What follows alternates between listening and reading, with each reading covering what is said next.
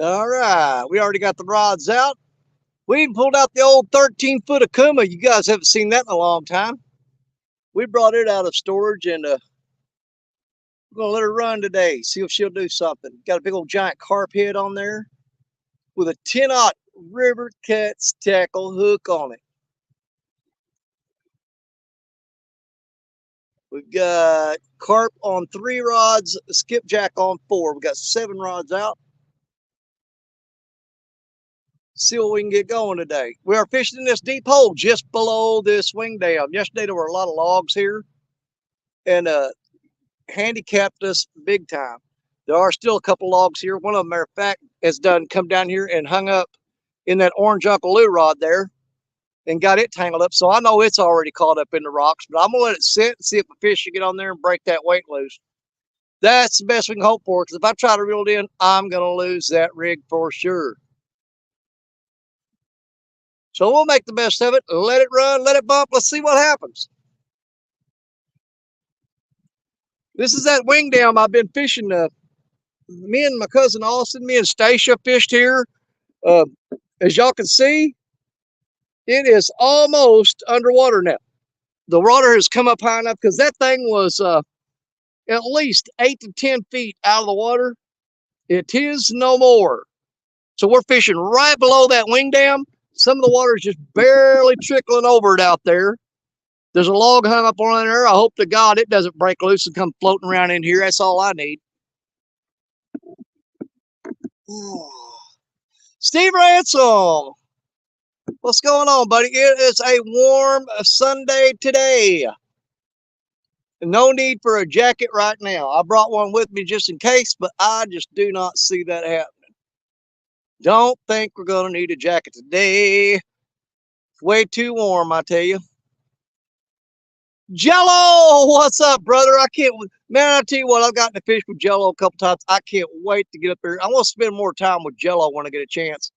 Both times we were fishing up at Baldwin, everybody was so busy fishing, they really didn't get a whole lot of time to hang out as much as I'd like to. Or a bunch of them did. I was busy trying to catch fish. And Kevin Walters, welcome in. What's up, brother? Good to see you in here. Got 16 people in here already. That is great. The bite has been slow everywhere.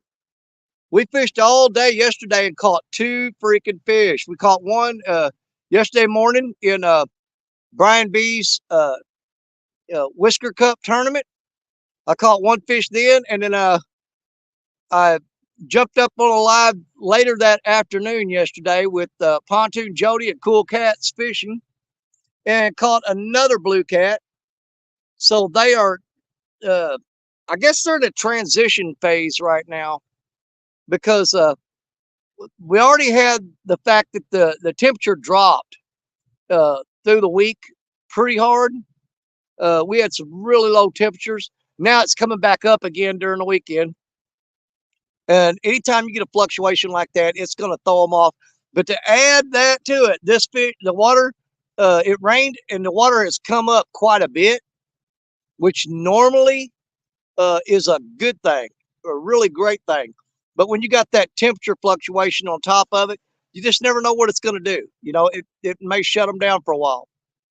I know both fish that I caught yesterday were on the bottom. They didn't look muddy like you'd expect.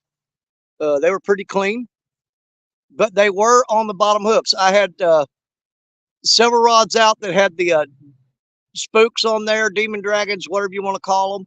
And I had several rods out that were just straight on the bottom. And the ones on the bottom are the ones that caught the fish.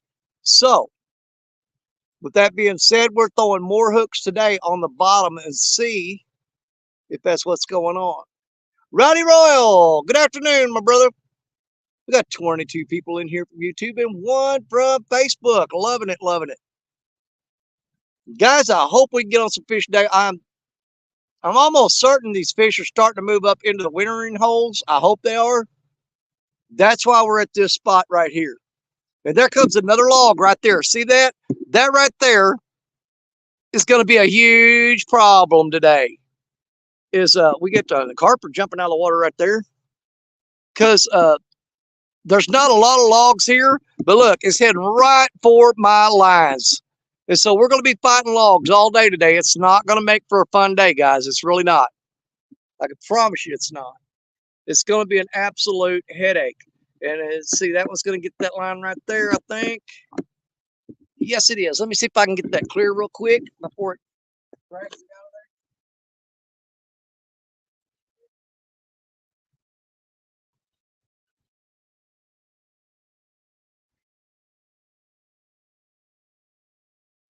If I get my hands on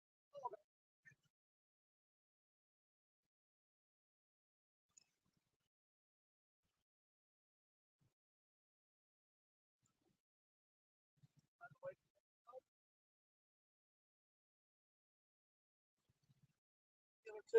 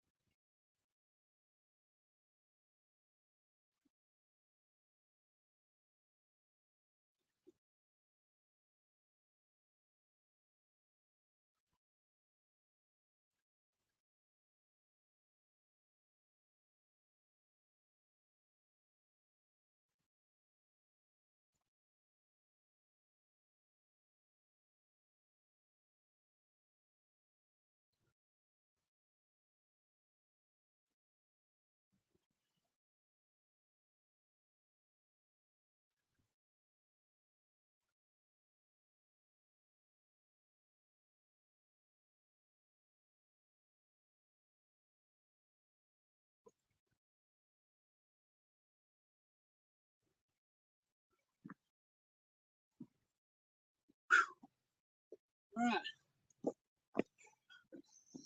Oh, we went down there and grabbed that log as it was floating by and drug it up on the bank so it won't be a problem later. We eliminated one anyway. That gets rid of one obstacle. And we'll deal with them one at a time if we have to as they show up. Whew. A couple guys told me it's still a night bite right now. Um, like I said, we're fishing this deep hole. I'm hoping that the fish are starting to move in there. I don't know. Bugman, what's up, my brother? Good to see you. Whew. Man, fighting that log down there wore me out. I got it and drug it up on the bank. That thing was heavy. Headed home from church and store. Okay, well, drive careful, buddy. But we're glad to have you in here with us. You know we always appreciate you. Old Bugman Brian. Great guy. Very loyal friend. Great supporter of everybody on YouTube. Has his own YouTube channel, too. All around good guy. Love that guy to death.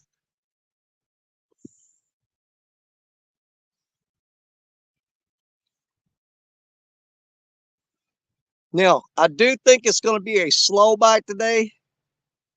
Of course, all y'all know, hey, look where I'm at. I'm on the bank, where I'm always at. And when you're bank fishing, you put all your eggs in one basket, basically. If you're carrying a lot of gear like I am, um, most of the time, I mean, I'm climbing down. I don't know if you guys can see. I had to come down and through all that and through the woods behind me. And there's a road that is walk-in only. You're not allowed to drive on it. And it's about maybe half mile, 3/4 of a mile back to the truck. So I had to carry all this gear down that road, then through the woods, then down these rocks and set them up where I'm at. So that is the curse of the bank angler, is that a lot of times you figure out where you want to go. You do all your calculations and you think, man, this is, this might be my best shot. And you go through the trouble of carrying all that gear down there and getting everything set up.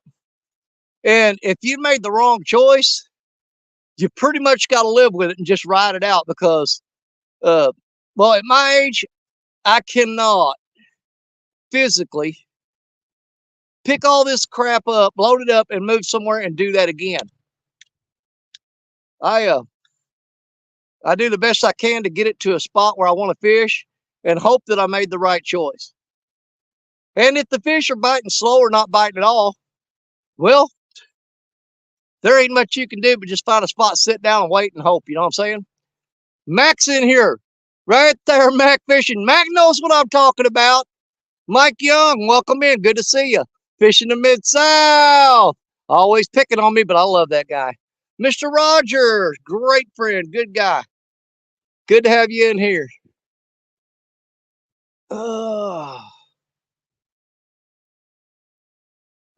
We're going to do our best to catch the fish today, guys, but, if we don't, we always got this. We get to hang out with each other and chat and catch up and give you something to do. You know what I'm saying? I wasn't going to fish today, but I got home yesterday and I said, you know what? I'm going to go ahead and schedule a show for tomorrow. And Stacy said, whatever you want to do. So yesterday I scheduled a live for today and thought, well, crap, I'm just going to go out and do it. Just go on and do it. I know the bite wasn't great yesterday, so I came real close to just not fishing today. But that's not the Danny Stone way, man.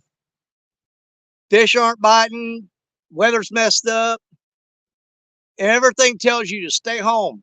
Don't go. Nah, I'm going anyway. You know me. I'm going anyway. 922 Crappie Barbecue. Welcome in. Good to see you.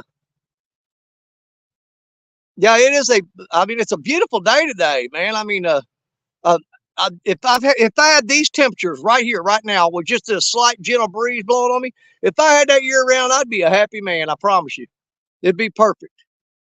Nothing wrong with it. I love it.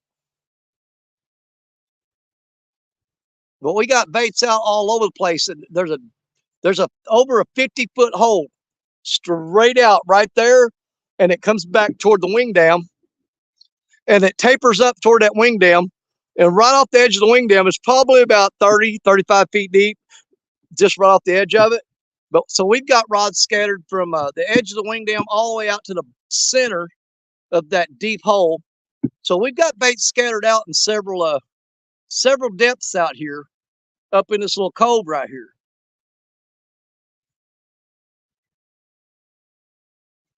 And normally I'd tell you the best spot to fish is right on the tip of that wing dam, where the river is ripping around it and current blowing there. And it probably still is right now.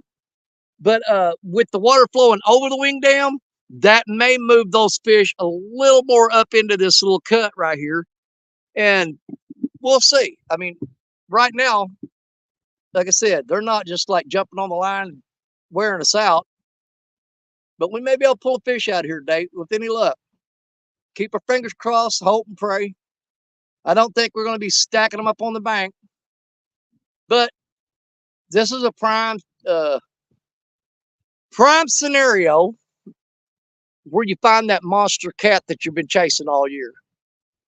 You're not going to catch a whole lot of little ones, but you got a really good shot at that cat that you've been looking for all year long.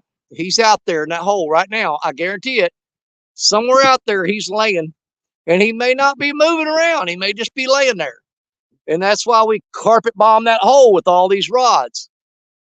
Hopefully the current will shift those baits around a little bit and move them around. And maybe, with any luck, one of them will get close to his face enough that he's just not going to put a lot of effort into it. But he may turn just a couple feet or whatever and just kind of bump over to it and grab that bait. And when he gets that river catch tackle hook in his mouth, when it feels it stinging, then he'll feel like moving. When he feels that hook bite into him, he'll move then. Speaking of river catch tackle, there we go. We got river catch tackle in the house. And look, ladies in here. Oh, we got a guest in the basement. Let's get it. Let's see who it is. Oh, there he is. Look at here. Look at here. I told him I was going to come track you down. What's happening? Man, I just got set up here. I'm on that deep hole right below that wing dam that I've been fishing. Yeah. Man, the bite is slow here, dude. I mean, with the temperatures fluctuating all week long, dropping cold and getting back warm, we've got water. It came up like I'm going to say we're from 8 to 10 feet, maybe. Richard probably have better measurements on that. Okay, well that's pretty good. Yeah, but the fish up here in this area, they don't like change at all. No, any change. None Good of them or do. bad change, they just don't like them. It takes them a while to get back to where you want them. Well, I think that's what I'm dealing with too. Our water temperatures have come down a lot, and I think the fish are still trying to kind of get acclimated to it. We've had the bite's been decent. I'm not gonna say it's been great, but we've picked up some fish, caught a nice one so far, but just a lot of them aren't active. You got to find the active ones. Yeah. See, that's what I was telling everybody. Being on the bank, I am super handicapped in these kind of situations because I just sit there and, they'll fish a lot of times. They're not coming to you, and if you don't throw out there and hit where they're at, you may sit for a long time. Yeah. Well, you're so dependent on fish that are active and moving through an area.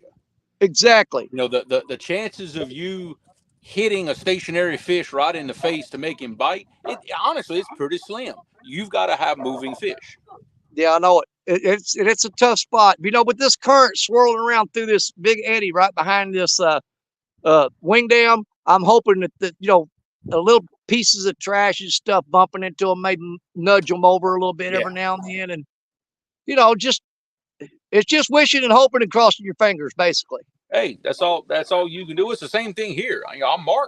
I marked some really good marks down there and I know I got baits right in their faces, but if they don't want to eat, then there ain't nothing I can do about it. Right. But at least I know I threw at fish. Exactly. At least I'm just throwing at a hole. Yeah. I know there's a deep hole here, and I'm just carpet bombing the crap out of it. And maybe a bait will land by a fish. That's all I'm hoping. Yeah. Well, I mean, hey, that's sometimes that's the best strategy you can have. Cover the area and see what happens. Yeah, I wanted to fish this exact spot yesterday, but it was just not possible. This whole little cove right here, there's a huge eddy here, and all the trash floating down the river, it all piled up into this cove, and we're sitting there going around in circles, just accumulating. And you can't keep lines in the water like that. Yeah, and you can't throw a line out there because you look up and all your lines are tangled together and they're weaving a blanket because one stick wraps up in them and pulls them all together. I know the feeling. I didn't check what my water temperatures were right here. Huh? Big difference. Just up the channel when I was at my hydro a little while ago, water temperature was 63 degrees. Okay. Right here, I'm at that confluence where those water temperatures mix. It's 69 degrees. Well, that's that sounds promising. That's that water coming out of Red River. See, it's warmer than the Mississippi water. That sounds like a prime target location right there. Well, like I said, I saw that. I marked good fish down there, but I don't know. So far, they ain't wanting to eat. They might be full.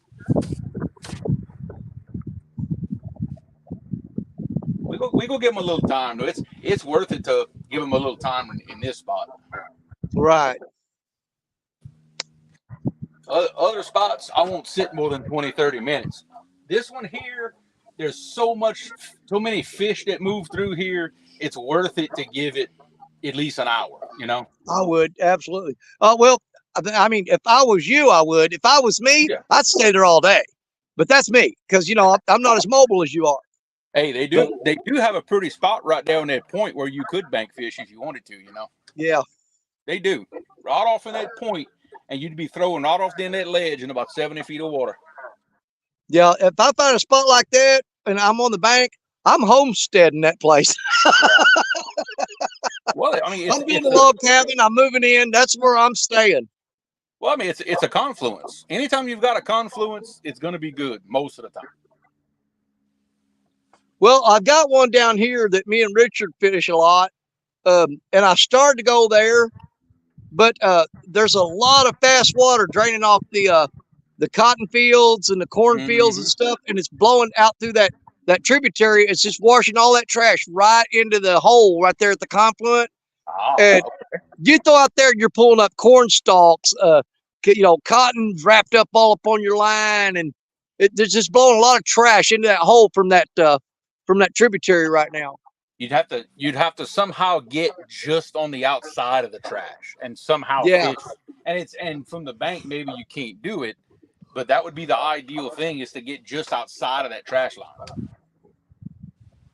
That's kind of what I'm doing here. They've got some trash coming down Red River, like where the front of my boat is pointed, and I'm just kind of on the outside of it, you know, just out of the trash. Okay. Not that there's a lot, but I can see it in the water. There's a little bit. I'm hoping something hits that big live shad I got on there. It's about 10 inches long. I want something to hit that thing bad. Well, let's see here. Who else we got coming in here right now? Of course, Bugman's been in here. There's Wabash Nate. Good afternoon, Wabash Nate. 922 Craft Barbecue said deer hunters and walleye junkies have all his spots blocked. Oh, wow. Yeah, there's I've run across a lot of, it's archery season here right now. I think the firearms season opens up next weekend.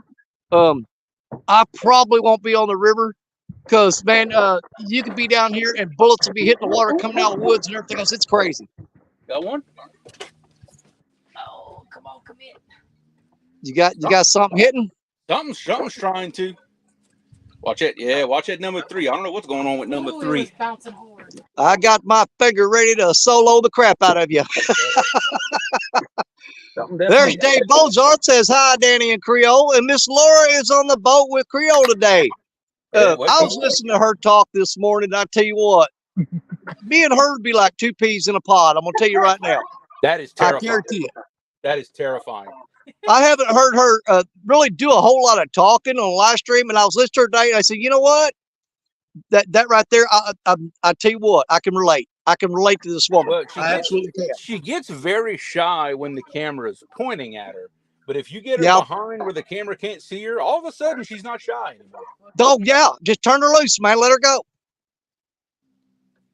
All right. It's because I stood up. That's why he let Well, no, what it is, the second I went and digging that ice chest for a drink, the rod went. Go back and dig. I have to. See, Laura, you got to do like I do.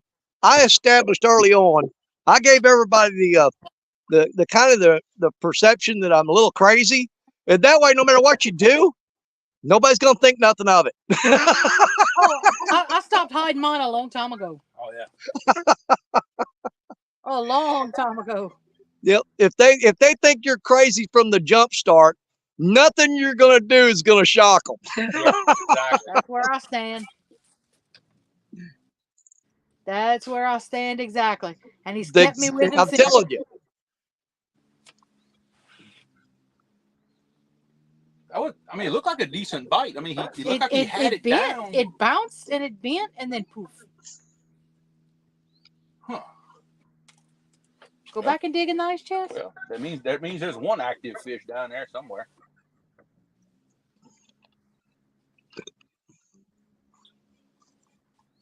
Come on, hit that live bait just to say I caught something on that big live bait. They won't. For They're no gonna other go reason. for just for that. And then I have another one still alive in my live well. He's every bit of 16 inches long. And don't think for a second I wouldn't put him on the hook. At that point, you're being ridiculous. Hey, swing for the fence, honey. Yeah, but. But you know, I've been doing pretty good the last month and a half because I go and catch a live bait either right before I go fishing or the night before, and put it in the live well. And I've been going strictly with pretty much live bait and cutting it up or throwing it out whole. And man, Friday night I went after work to catch bait for Saturday morning, and I completely destroyed my cast net. I mean, destroyed it. I hate that. So I've got a freezer full of skipjack. I need to use it anyway. I mean, me and Jerry Parker and Richard and all of us, we went out and caught skipjack throughout the year. And I went a couple months ago, went over there and caught a whole bunch more. So I need to make use of those anyway. But you can bet I've already got another net ordered and on the way. Oh, you better believe it. I started to go ahead and order 2 of them. I've had the same net for a good while now. So I'm pretty good. I don't actually throw my cast net that often. I really don't. Because most of the time I'm throwing jigs trying to catch slicker. Yeah. So there's only a short time of the year that I actually use a cast net. You know, we've tried, me and Richard, there's a spillway dam up here. It's a small one. Me and Richard have thrown nets at that and thrown nets at that. And man, we'll catch giant gizzard shad and huge white bass, which we can't keep the white bass. We have to turn them loose. But man, you can sit there and throw jigs and catch all kinds of skipjack, slicker. And you can throw a net and they're just so dang fast. They shoot out of there and you catch them in the net. Oh yeah, you're not gonna hardly catch them in a cast net. That's almost impossible. I mean, you'll get one every now and then.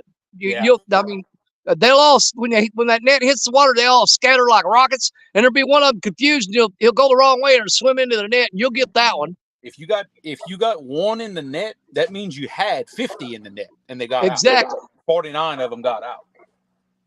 Yeah, that's what that means.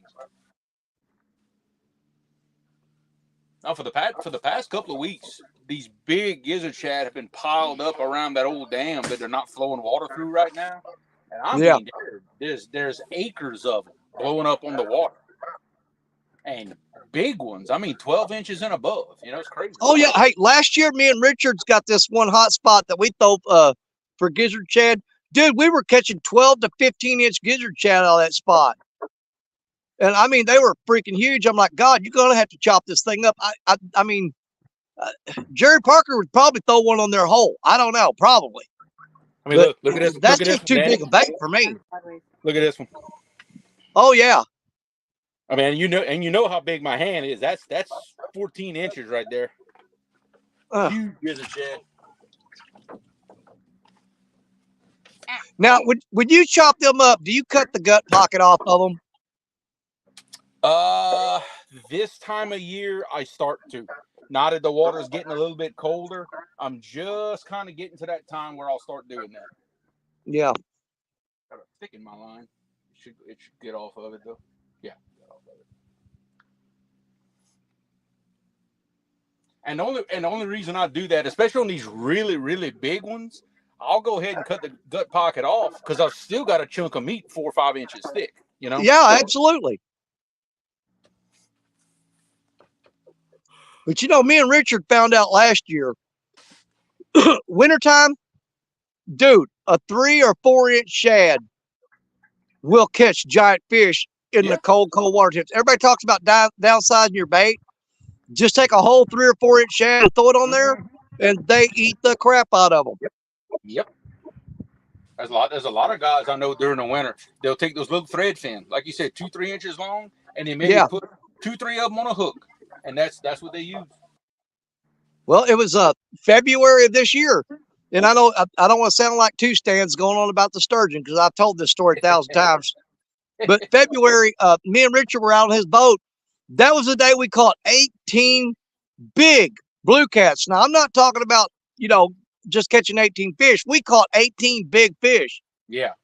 in one day, and they were all on little 3 and 4 inch shad.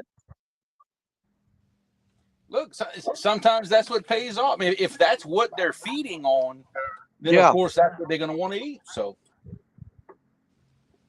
yeah, that was hands down our best day of me and Richard fishing together. I don't know if we'll ever beat that day. I just don't. Richard got a 55 pounder that day. I got a 43. We landed a boat full of 30s. It was a great day. That was the day we tripled up twice. We actually quadrupled up one time and didn't know it. We had 3 rods go down and we were fighting them, and a 4th rod went down, and we thought that it was hung up on one of the other rods. Well, we got all the 3 fish in and held them up and turned them loose. We turned around and that rod was still going down. We didn't realize that there was a fish on there the whole time. We could have quadrupled. Wow. That's all on video too, man. I like days like that. Oh yeah. And Jerry Parker and Josh Dunnigan were out fishing that day. They were going after goo. I mean, they were targeting goo. Yeah, I remember. Dude, they were catching them so fast that they said, we're going to keep some of them to cook. And they were throwing them in the live well, and they were catching them so fast they really weren't paying attention to how many they threw in the live well. And they got home and they had 48 of those cotton picking things in there. They kept about 50, but he said they caught 3 times. I mean, I guarantee you they caught 80 of those things that day, and they thought they were going to keep a few. Well, Jerry would throw one in the live well when Dunnigan wasn't looking, and Dunnigan would throw one in the live well when Jerry wasn't looking. They weren't keeping track. And when he got home, he goes, man, there's 48 of these things in here. They had to do a lot of goo cleaning. I've caught slicker like that too. Have 3 of us thrown in the same ice chest, and before you know it, wait, why is the ice chest full? There's 200 of them in there. Like, wow. Okay, like where'd that come from? The current's doing funny. The current scene moved. The current scene was over there. Now it's like we're almost sitting in it now. I was really hoping we get Jerry to show up today because I know it's too hot for him to hunt right now.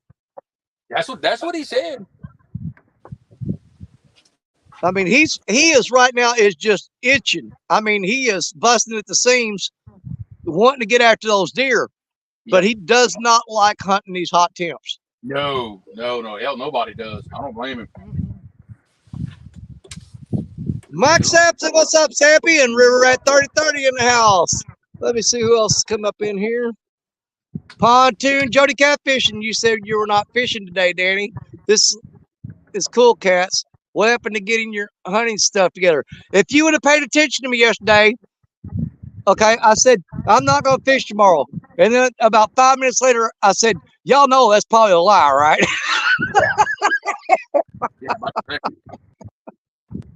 Go back and watch it.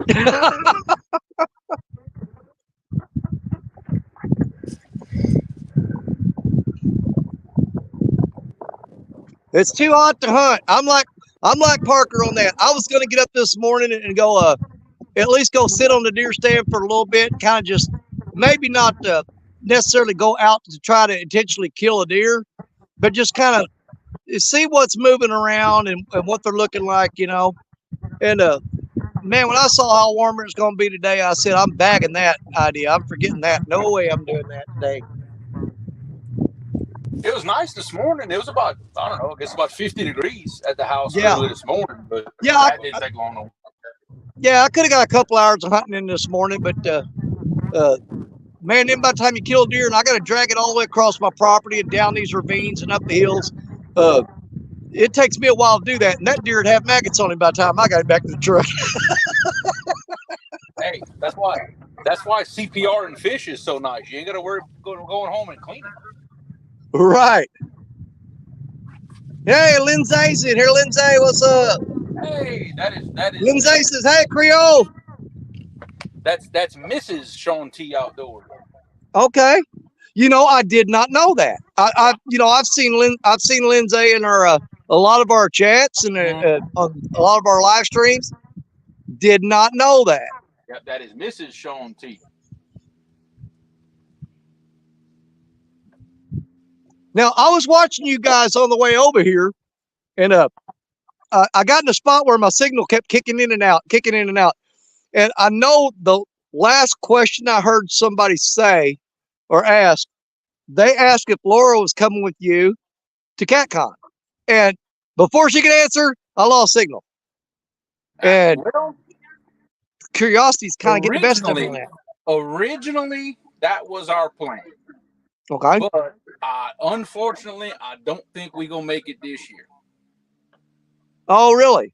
Yeah, because I've been looking at things, and about that time of year, there's just gonna be no way with that big project and stuff that we picked up, that big $15 million levy job we just picked up. That's gonna be a horrible, horrible time of year, and I hate to do it, but I'm just gonna have to put it off.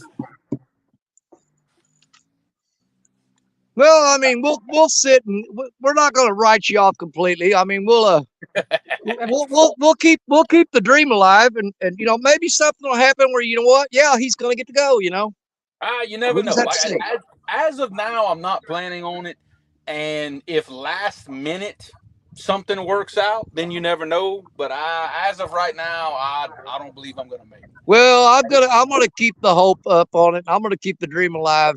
We'll see.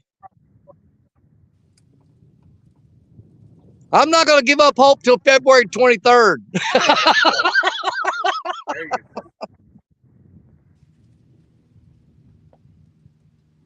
I cannot believe one of them fish didn't bite. I just cannot believe it.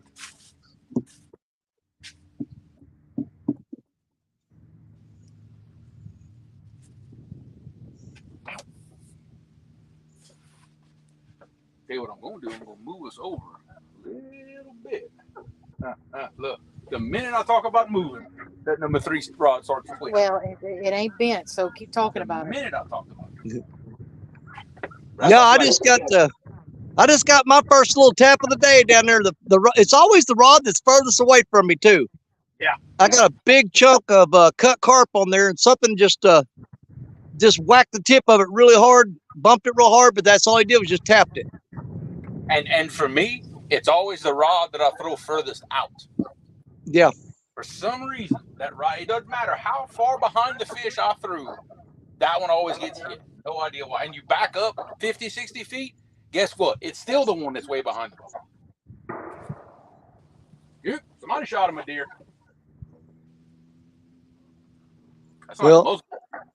I can line up anywhere from 4 to 8 rods along the bank in front of me, and every time it's always the rod that's the furthest downstream where I got to run across the most rocks. That's the one that's going to get hit.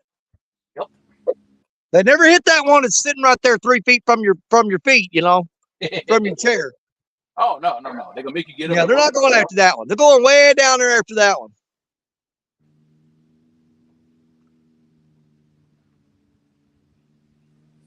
But I have a theory on that. What's that? Because let's say you got anywhere from 4 to 8 rods out, and the current is flowing toward that furthest rod because it's downstream. So basically, that rod's catching all the scent trail from the other rods upstream of it, and it's just, it's what's the word I'm looking for?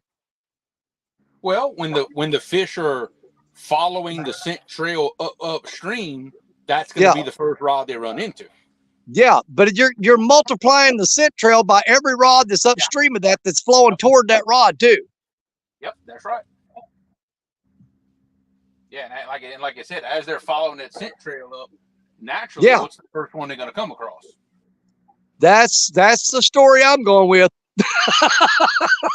Sounds good to me. I'll drink to that.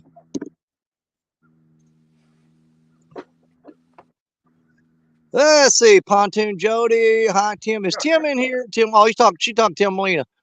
Yeah, we got to figure out. And Tim Molina just booked his room today for CatCon. Well, them daggum rooms have gotten so expensive. We actually put ours on a payment plan. Because for me to come up with the enough money to pay for the room and then do anything else, it'd be out of the question. But we found payment plans on there which worked out perfect, so we're in good shape on that.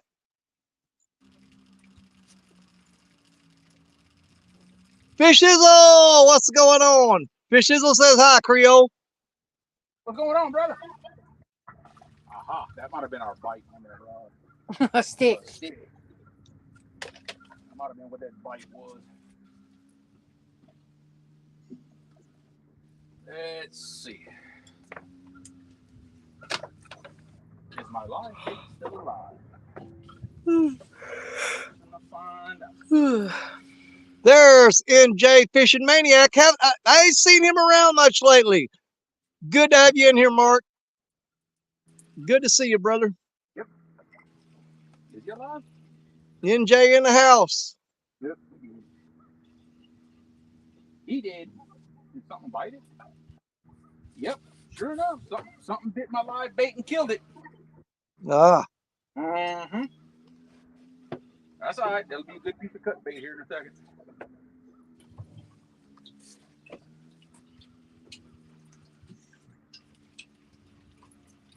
What we're gonna make a little circle, mark them again, and set up on them. Hey, there's our river rat. You know what? This is hard to do anymore, since we are the Mississippi River Rats, and we're all sponsored by our pro staff for River Cats Tackle. You get River Rat and River Cat mixed up a lot. But there is our River Cat Tackle brother, Lance Bakugai. What's going on? Let's see. You don't have to control the motor. Now, I think you said on your show earlier, what hooks are you throwing today from River Cat Tackle? I know, but we're gonna let the folks out there. I've got two of each. I've got 2 rigs with the 8/0 red line hooks, and I've got my 2 other rigs with the big 12/0s. There you go. On mine, I've got 7 rods out right now. 2 of them are the River Cat Tackle 10/0 that I've got on there, and the other 5 have the Crimson Red hooks on them. The big wide gap 8/0. Man, those hooks are something. And I don't have a discount code yet, but Creole, if they wanted to order River Cat Tackle, what would be your discount code for them to get that with? Creole 10, baby. Creole 10 to River Cat Tackle. You guys go check it out. Use Creole 10, save you a little money on there. And I'm telling you right now, I am blown away by these wide gap 8/0 Crimson Red hooks. Every fish that I've caught in the past 3 weeks has been on those red hooks. And I've hooked some pretty decent sized fish on there, and it's hooked them well, and I actually had to pry on that hook to get it out of that fish. They stick them, and they stick them good. Man, we got fish way out here. Like way out here. That's interesting.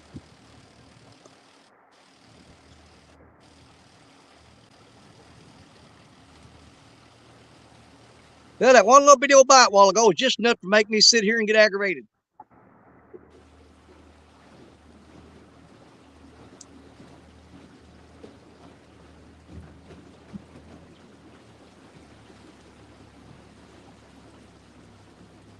Yeah, like fishing in the situation I'm in right now. I'm on a deep hole that has a real sharp drop off up toward that wing dam. And like I said, I'm just carpet bombing. I'm shotgun patterning baits all out across there from shallow to deep. And the name of the game now on these slow bite days like this is strictly patience. The water's colder, so you can leave your baits out there a little longer without worried about them washing out. Or they don't seem like they wash out as fast to me in the colder water. They hold up longer. Yeah. Oh yeah. Yeah. Cooler water is definitely better. It's absolutely a game of patience right now. You throw out those rods and just relax, enjoy the day, and wait and see if something comes along. Bend a pole over for you. A lot of times you get a really nice surprise. Sometimes you get skunk, but you got to spend the day sitting out here on the river and not freezing to death or burning up. It's that perfect day where you just sit out here and enjoy the weather. And if you're lucky, you get a fish for a bonus.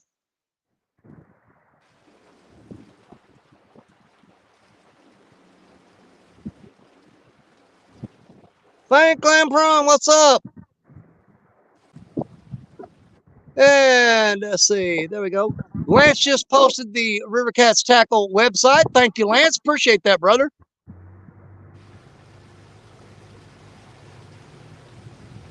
Lance has been doing an absolutely stellar job of representing River Cats Tackle. Richard Cluck has been doing an absolutely stellar job of it. Richard's been posting pictures of some of the fish he's caught. And Creole's out there today with them. You've landed, the last count I got on you was 3, right? Have you caught any since then? No, I've got 5, including a 40 pounder. Okay, because the last time before I lost signal, you had 1 before the live stream and 2 during. Oh yeah, we caught 2 after that. In fact, the last fish we caught, Laura got a 40 pounder. There you go, 40 pounder on the River Cat Tackle, baby. And on them red line hooks, that's what they all come. Was it on the red? I love it. Yep, that was on dude. Those are my new favorite hook. I'm telling you. And even just being an 8/0 hook, that gap on that hook is so freaking wide. Oh yeah, they got the gap of a 10/0. I know it. I mean, I'm amazed at the gap on that hook. All those flatheads I caught in the last few weeks, almost every one of them, even a couple of 24 and plus pound blue cats. For some reason, it hooked every one of them in the bottom tooth pad, and that hook wrapped right around that tooth pad and popped in underneath it. It hooked that big 40, no problem. I know that.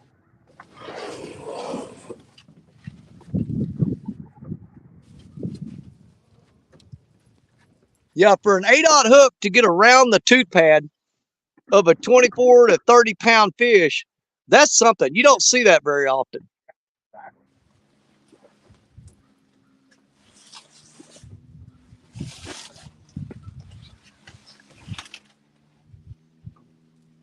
Man, these cotton picking little Asian beetles are eating me up today. They're swarming.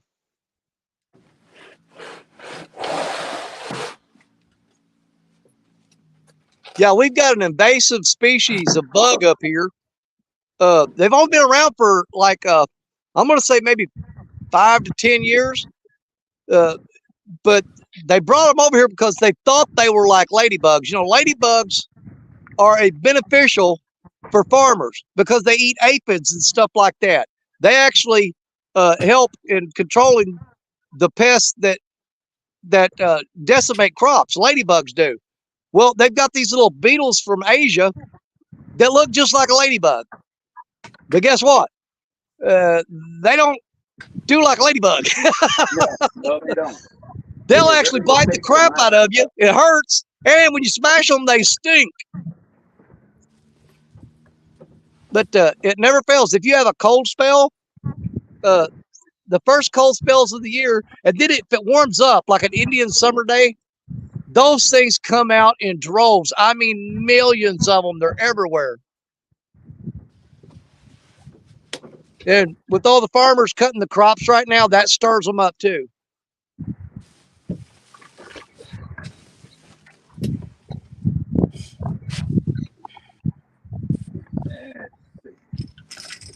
Let me take my live shad and turn it into a cut shad real quick.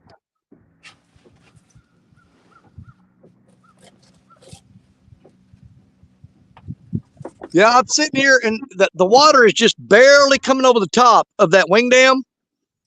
And it sounds like if you ever been like walking through the woods or something like that, and you come up on a little creek, a little babbling creek, when you hear the water just flowing over the rocks and it's so peaceful. Well, that's what it sounds like coming over that wing dam. I'll tell you what, if you sat here for very long without moving or making a lot of noise, you'd probably fall asleep listening to that.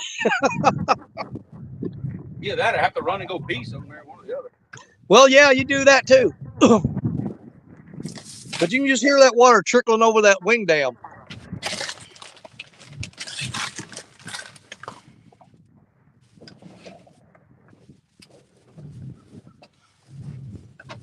All right, now we're fishing again. Oh, something just dropped slack on that rod all the way back to the bank, and there he goes. Get it.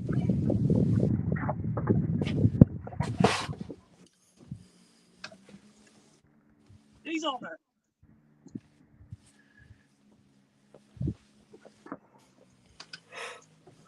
I don't think I can do solo screen. Can I? Nope. Can't. Yep. Nope. Can't do solo screen. I know that fish didn't come off. He did. How in the world?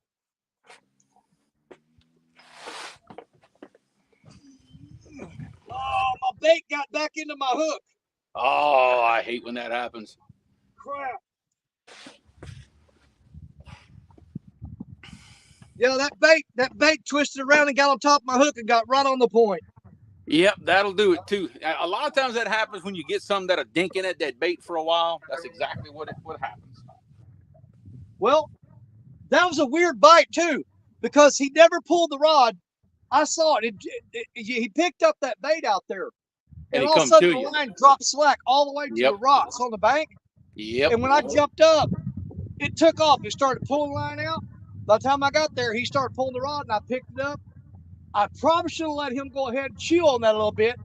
He might have moved that bait around and got hooked. Right. Yeah, probably so. Where I screwed up is I reeled down on it. I should have just let him go. But you know, first fish of the day, you've been sitting here for, however long you've been sitting here. You tend to be impatient. That's generally when you'll make your mistake. Oh, hey, I've been there many, many times. You're sitting there wanting to fish so bad that when you do get that bite, you jump the gun on him.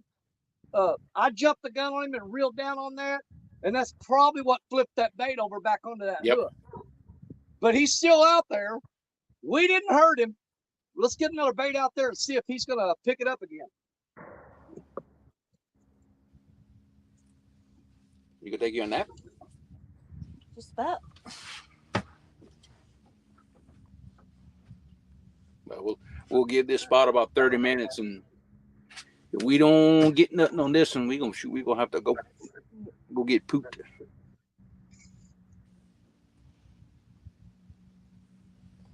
I thought you said we were gonna shoot out at about 2. What time is it now?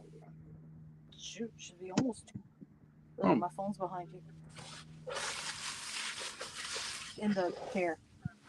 Oh. I'm flying.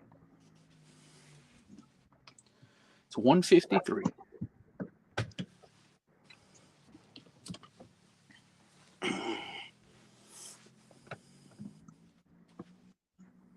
And that was on a tail piece off of the skipjack, so it was like the big, V-shaped piece. Yeah. And I should have hooked it up toward the front, and I hooked it toward the back, and it flipped up there and got back onto the hook. So we'll not make that mistake again. I'm going to hook it a little different this time. Yep. We're going to go through it a diagonal. That bait, well, no, that's not going to work. Let's put it like this. I want to try to rig this where that hook is not there. Now that can't flip back up onto the hook.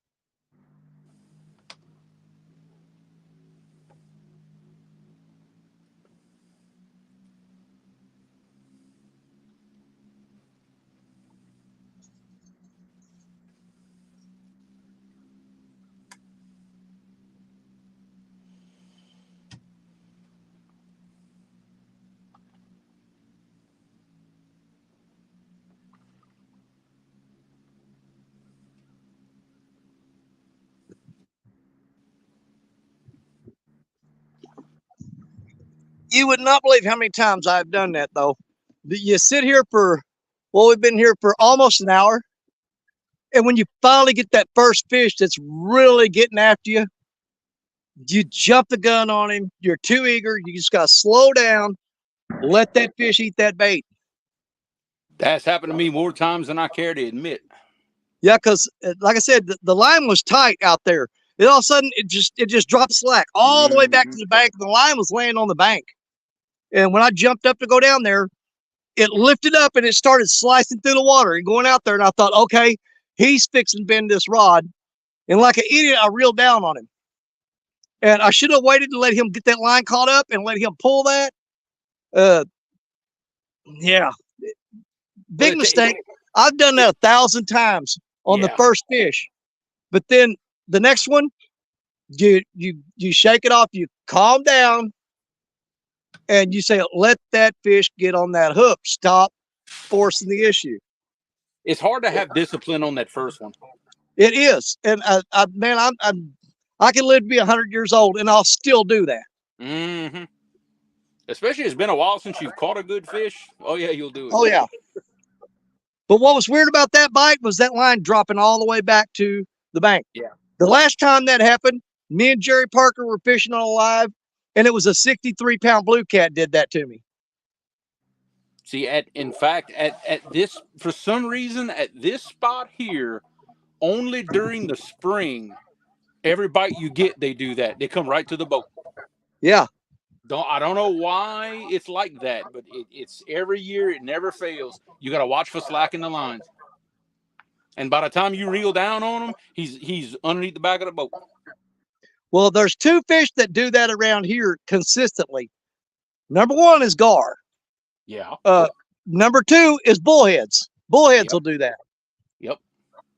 Bullheads will pick that bait up and swim right toward you. And we're not even going to get started on turtles. No. I'm actually kind of surprised that of all the time we've been on this river, we haven't hooked one of these big loggerheads yet by accident. One of these days, it's going to happen. But you know, I've only caught one turtle ever on the Mississippi River, on the actual Mississippi. I'm not talking tributaries. Tributaries are a different situation. Yeah, that's different. But on the Mississippi River, in my entire life, I've only caught one turtle. It was a huge soft shell. I mean, that thing was big around as a number 3 wash tub. Yeah. And that's the only turtle I've ever caught on the Mississippi. Now, on the tributaries, oh, God, yeah, I fill trucks up with them. Yeah. Oh, they've got huge loggerhead turtles in here. But like I said, they catch them more like up them little bayous and stuff like that. You don't hardly see them in the main channel like this. Yeah, they just don't get out there in that main channel. They're not going to do it. Like, you know, I'll see a turtle on the bank down through here every now and then. When I first got here today, there was one sitting on a rock out there. And you go up into the tributaries and you'll literally see hundreds of them lined up along the bank, but not on the river. You'll see one every now and then. We'll see them like in the slack water in those big bank cut-ins, like kind of on the backside of the eddies where there's no current. You'll see them in there. Yeah, let's see here. Hey, there's Susan Jankowski Stanton, one of my high school classmates. Now here he goes. He just did it again. He dropped slack all the way to the bank. So I threw it right back on that same fish. Now, why is he doing this? He's testing you. Dude, he is dropping slack and swimming right at me. I'm just going to take this slack out a little at a time.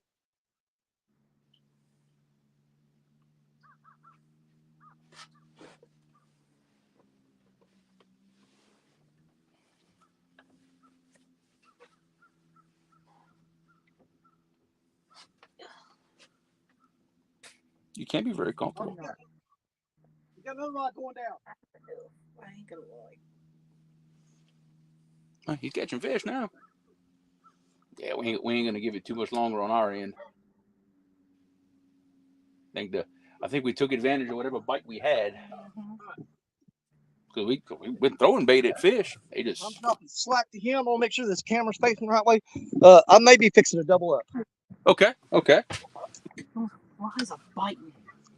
He into that, he's wrapped around this other rod.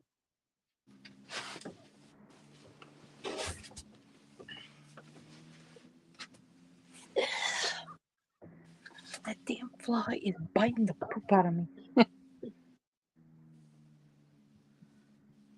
Yeah, 'cause this is the second time I baited some fish. This one's just swimming in straight at me. I'm just taking slack as he's giving it to me.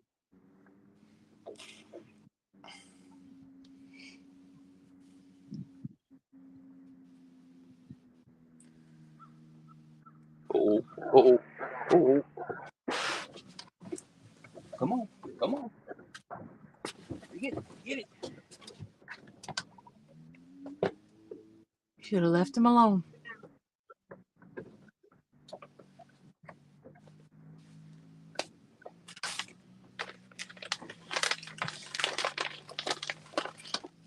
Oh, there he is. Oh, he's over one rod and under the other. Well, he's on there this time. Man, he has got me wrapped up in everything here.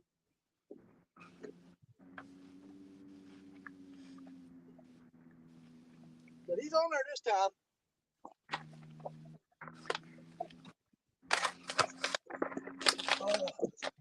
Let's see if I can keep that word.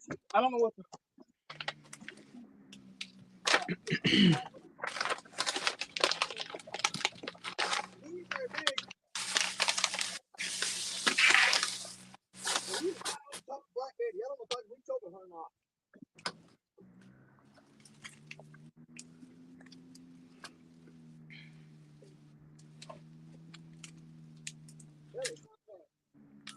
Get the heck out of it and you let go.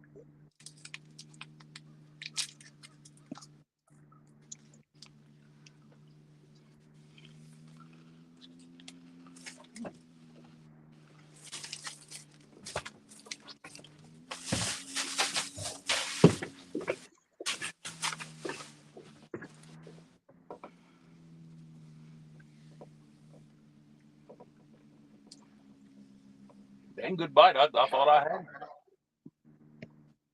That guy is way too little to be causing that much trouble. He went over one rod, under another, over another one. I had to like go up and down to get him out of there. That's all right. It's a fish. Well, this is the one that likes to drop slack back to the bank. He came back.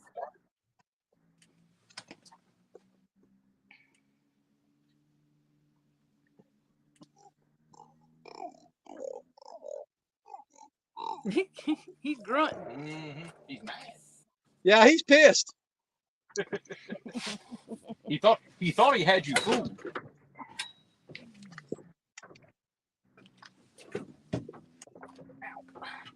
Well, we got that first fish out the way. He is little.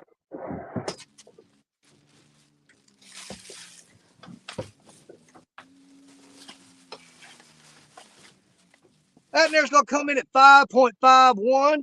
He's just over a little over 5.5 pounds. Nice. But we got one on the board, so now we can relax. Try to get something a little bigger.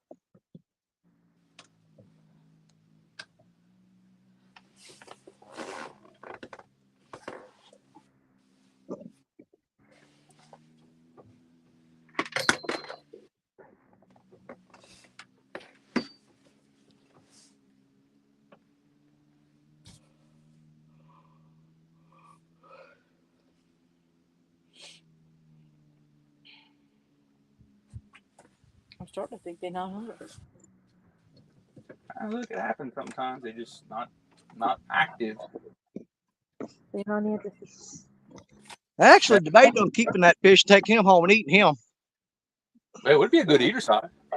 Oh yeah, that was perfect.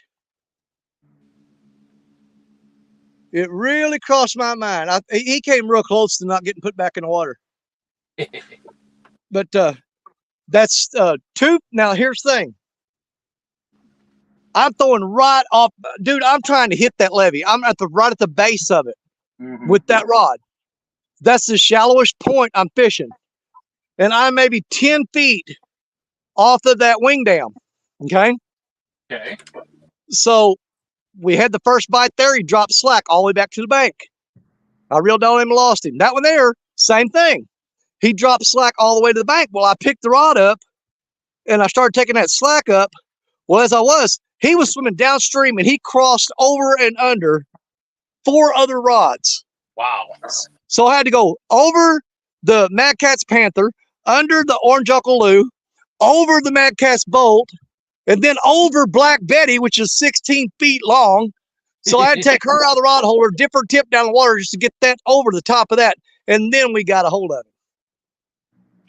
Well, that goes to show you the fish might be pushing up in that shallow part, chasing some shad around or something. Well, we're gonna sling another bait right back in that same spot and see if that's what the issue is. Because the rest of the rods are fairly deep, anywhere from 30 to 50 feet. That particular spot right there runs about maybe 15, 20. I know it's 20 off just off the wing dam. And as it comes up, it gets gradually shallower until it hits the shoreline. But it's a sharp, sharp drop off from that wing dam. And of course, on a 3-way rig, we just sacrificed the sinker. So we got to get that tied on there and get that bait up and get it right back out there. Let's get started on that. Taps on number 2 again. And that was on the River Cat's Tackle Red Crimson hook. Well, that's the thing about those hooks with that aggressive offset. A normal circle hook, you might not have got that fish. But that aggressive offset, though, you'll still get a fish that's facing you.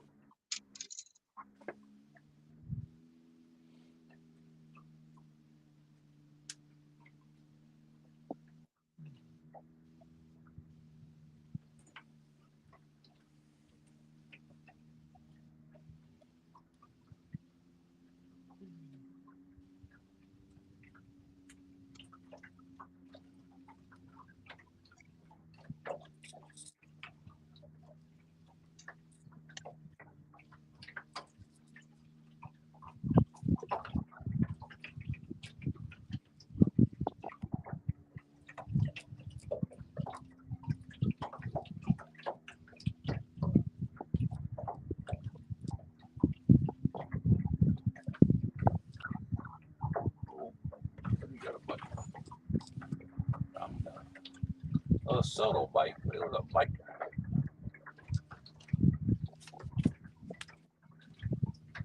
These flies are determined to eat me alive. Nice, I ain't got a one bit me yet. They like your blood type, I guess. I guess. But you'll get hit again. Don't go near it. I know. I'm gonna let it take it this time.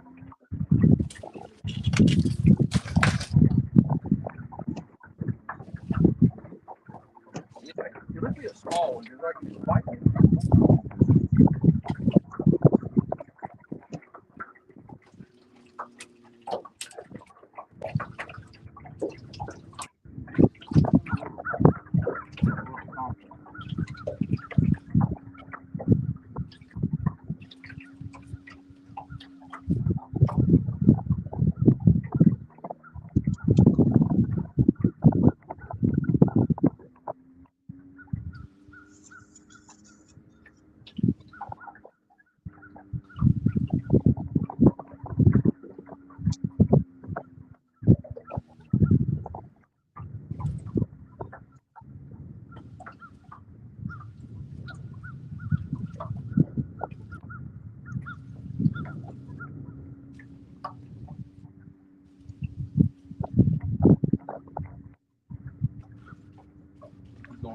Look at it.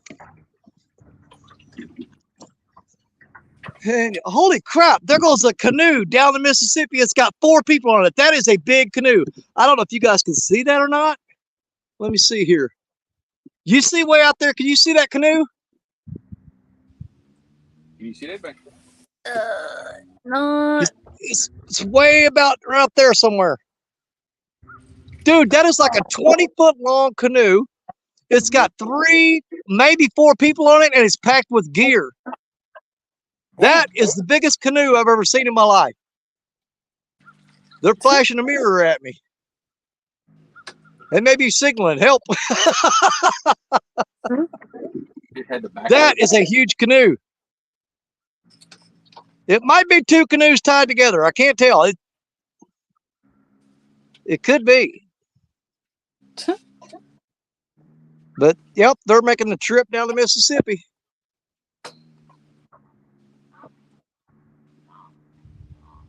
All right, so the fish are biting in the shallower water so far.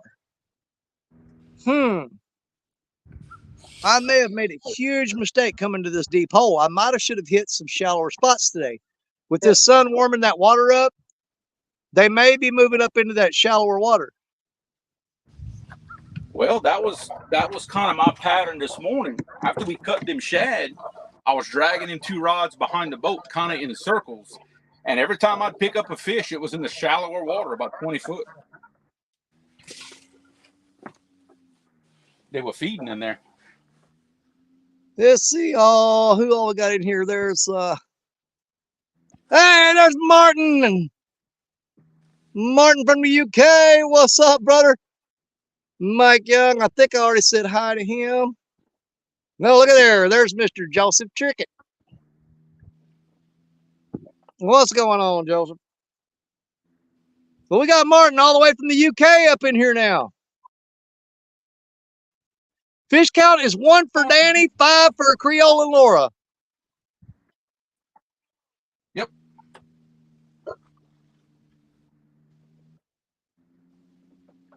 I just got one just a few minutes ago.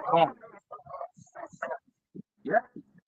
Well, you know, Lance has got a show this afternoon at 6 o'clock. I'm going to definitely make sure that I'm out of here before then. I'll probably on the road traveling, but I will definitely be tuned in to Lance McCoo guy this afternoon. Not going to miss that. It's going to be. Yes, it is. Now, it's the owner of Ancient Mariner, correct? Yes. Yes, Yeah, it's going to be on the show. It's the Mariner. owner of Ancient Mariner Reels. It's going to be on the show with Lance McCoo guy on River Cats Tackle. You guys make sure you see, get to watch that. Don't miss it. There he goes again.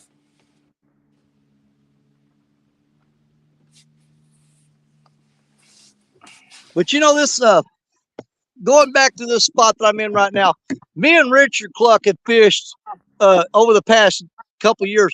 We've hit the shoreline going down through here, downstream of this, and we've done primarily that is the main spots that we fished over the last couple of years when we were bank fishing, and we have caught a lot of fish along that shoreline right there. That being said, this time of year, there would be times we'd come out here and set up, and man, you would go forever without a bite, and then it'd be like a light switch comes on. Yeah, and all of a sudden, and you'll have 2 or 3, 4 rods going off, and you're just fish after fish after fish. Now, generally, that was morning time. When it gets real cold, when the winter truly sets in, that spot down there, you got a 2-hour window from 7 o'clock in the morning till 9 o'clock in the morning. You can catch all the fish you want, but as soon as that hits 9 o'clock, they start dying off on the bite. It slows down, and by 10 o'clock, you might as well roll up and leave because you're not even going to get a nibble. Yeah, but it's just really weird that happened every day last winter, that we would be here early in the morning, and between 7 and 9, it was you just got bombed with fish. I mean, bam, bam, bam.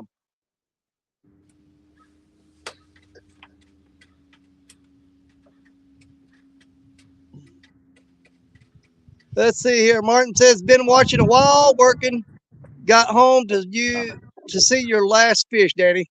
Well, that may be my last fish. I don't know. I hope not. I'm really hoping that it does like they normally do in this area, where you just hit a certain time of day that they just turn on.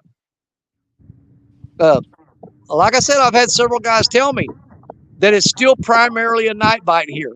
They're telling me between 9 o'clock at night until 2 in the morning the fish are just on fire right here.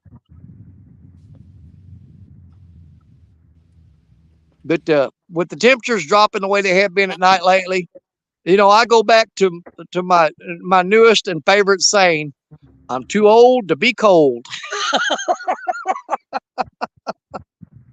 Danny ain't sitting out here shivering no more at night. I ain't doing it. Not in the wintertime. Not in the fall, not in the winter. Not going to do it.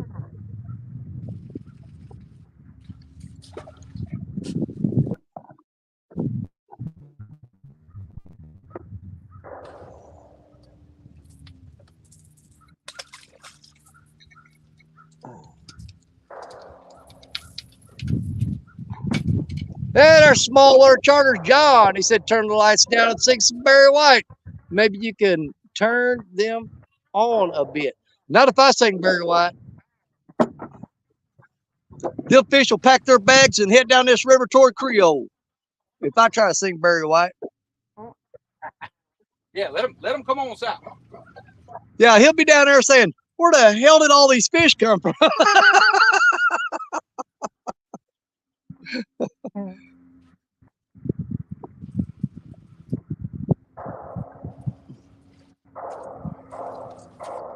Dang. Damn, somebody shooting at y'all? Hey. No, they're not shooting at us, but there's a bunch of camps out there in the woods. Jeez. They found a bear? Man, ammo must be cheap. Jesus. Jeez. I don't want to be the hole the thing they put holes in. Like they playing around. That's all that is. Yeah. Or they obliterated something.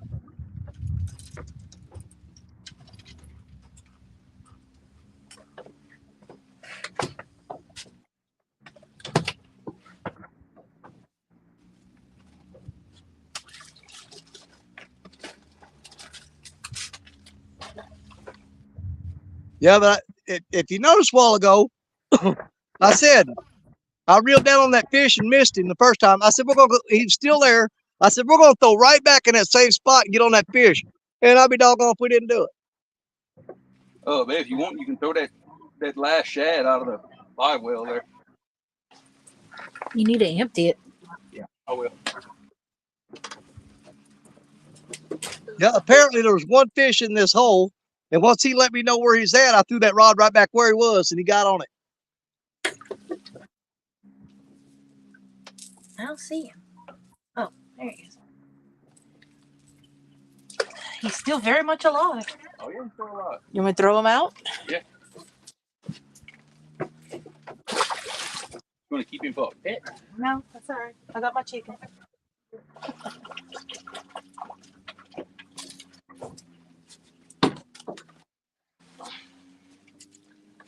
I think that was it. I was saving this for last, thinking this little dink would bite. Want to go ahead and empty the live well?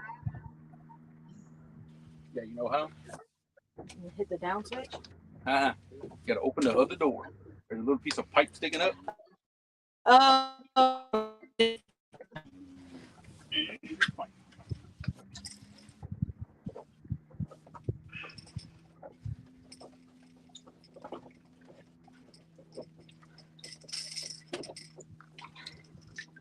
This? And just leave it in the live well. Just leave it in there.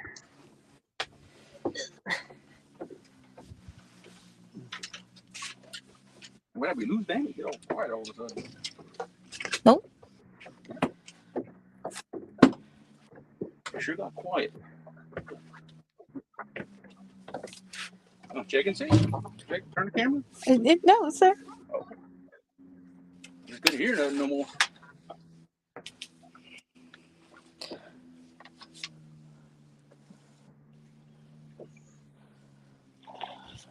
At this point in time, I think it's a pretty safe bet for me. But I'm going to go ahead and say, if I catch anything over 30 pounds today, I'm cutting my beard off. Oh, come on. Yeah, but don't worry. I don't think my beard's in any danger at all. But I'll say this: if I can catch a fish over 30 pounds That's today, funny. I'm going to trim my beard. I'm not going to shave it down to nothing. I'll just trim the goatee part of it off. But I got to catch a fish over 30 pounds, and I'll shave. I'll trim my beard off. I don't think it's going nowhere. You say something like that, and you never know. You better be careful. Man, just whatever it takes.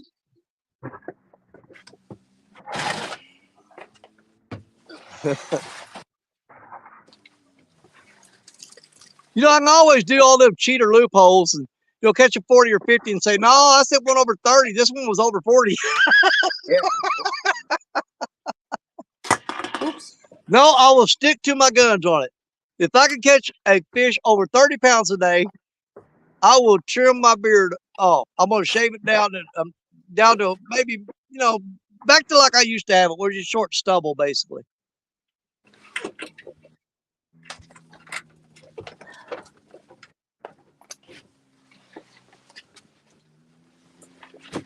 Yeah, we're basically packing up right now, Danny. Shoot, my little boy's been at my mom and dad's all day. I figured he can use a break right about now. Well, he's probably been eating good then. Oh yeah. Oh, he's having fun. Well, I'm gonna hang around and ride this spot out and see if something shows up on it today. I got the link pinned up top for anybody else that's out fishing and want to come hang out. But it's this time of year. I fish this deep hole, and you just wait and wait and wait, and eventually you'll get a shot at something big out of here. But the name of the game is patience. You just got to keep them rods out, keep them lines out, keep that bait out there. That's the ticket. That's the bank angler way. Now, if I was on a boat, I would be zigzagging out there and pinpointing that fish and finding out where he's at.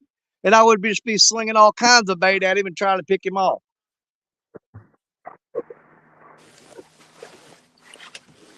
But the situation we're in now, we just throw a whole bunch of baits out and wait and see if something comes along.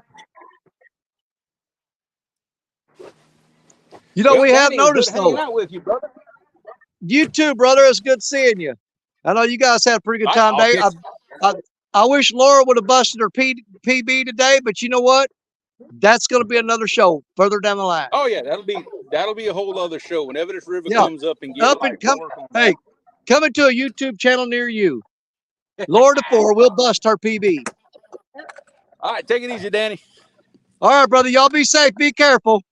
All right, man. All right. Bye-bye.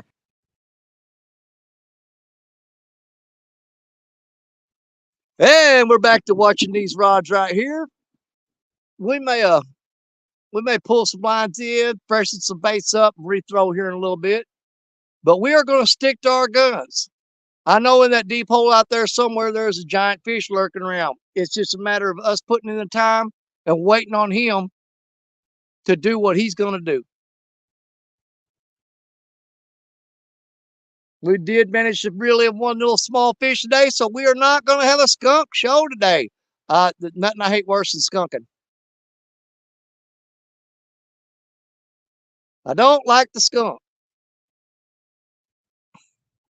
But we do have a fish on the board, so we're good to go. All we got to do now is relax and try to catch something bigger.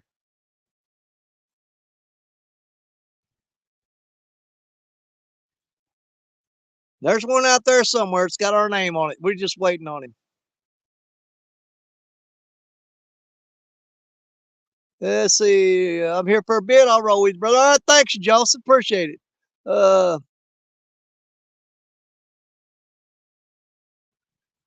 I'm just going to sling these baits out there and let them soak.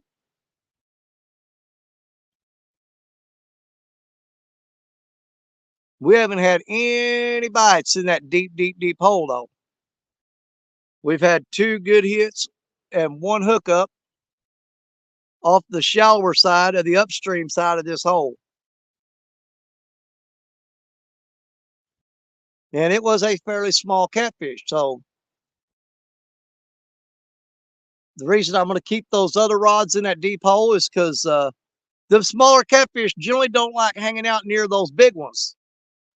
So if that little one, the smaller one, was up in the shallow water, then logically I'm going to think that the bigger one's in the deeper water. And that's why he got out of there. He got out of that deep hole. That's what I'm hoping for. But we'll leave some baits out and see what happens.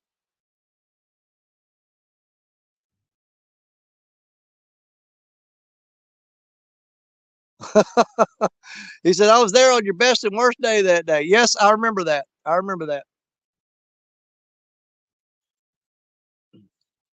I do think I need to reel that Uncle Lou rod in, the orange one, and I'll probably have to retie it because I know for a fact there was a log got hung up on it earlier, and it drug that rig along the bottom, and it got it wrapped up into some rocks. So that was been hung up pretty much the whole time.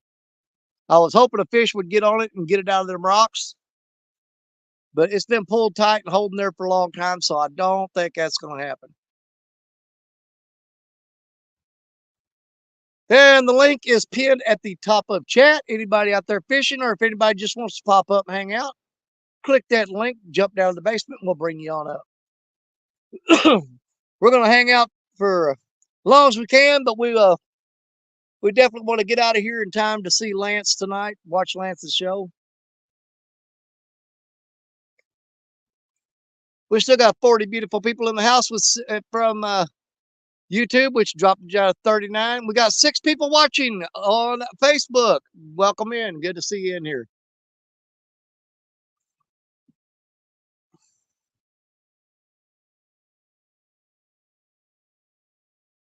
Waiting on the big bite. Let's see if we can get something going.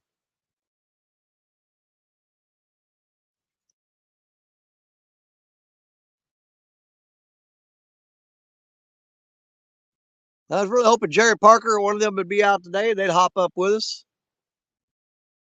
Jerry may have toughed it out and stayed on the deer stand today, though. I don't know. I haven't heard from him this morning. I haven't heard from Jerry this morning.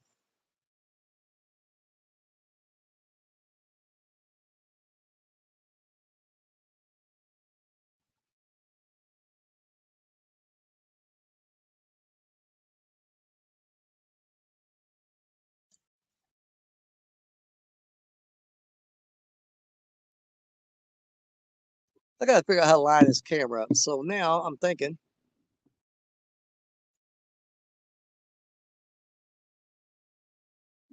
if I put the edge of the camera on the edge of the rod, it lines up perfectly.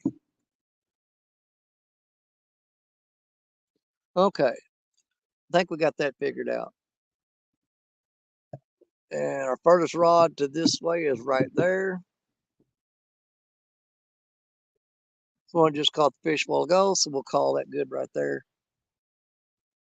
Oh, these Asian beetles, these things are all over me. Cotton picking beetles are eating me up.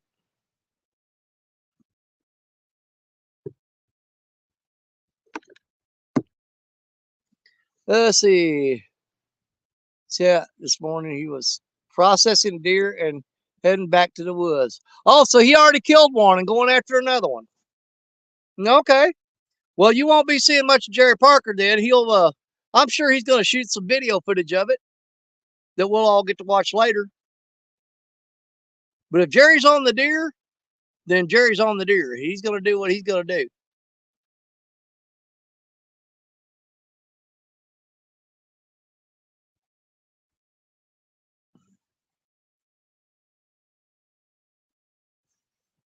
So Jerry done killed one. I wonder if he I know he's had some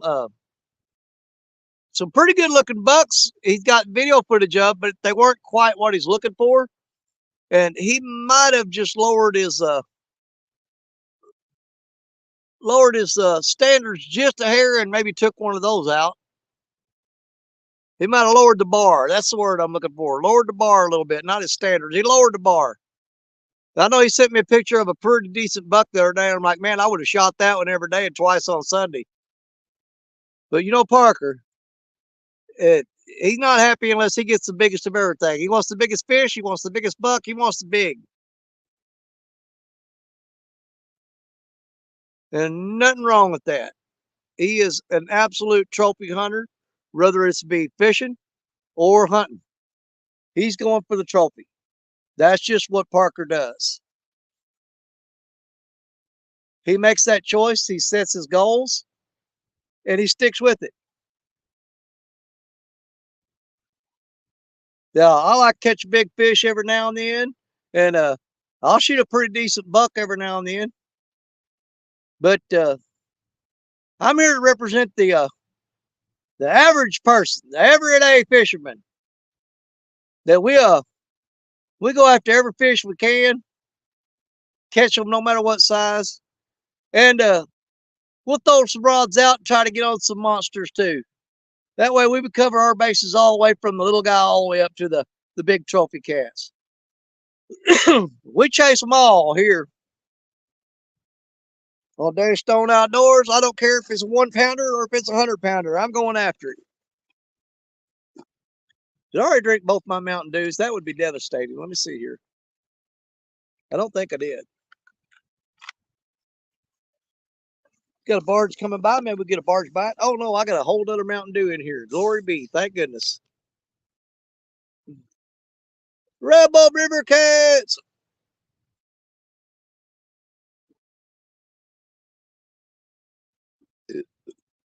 Let's see here.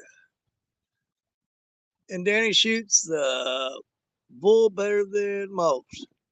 Oh no, John, you're pretty dang good at it too.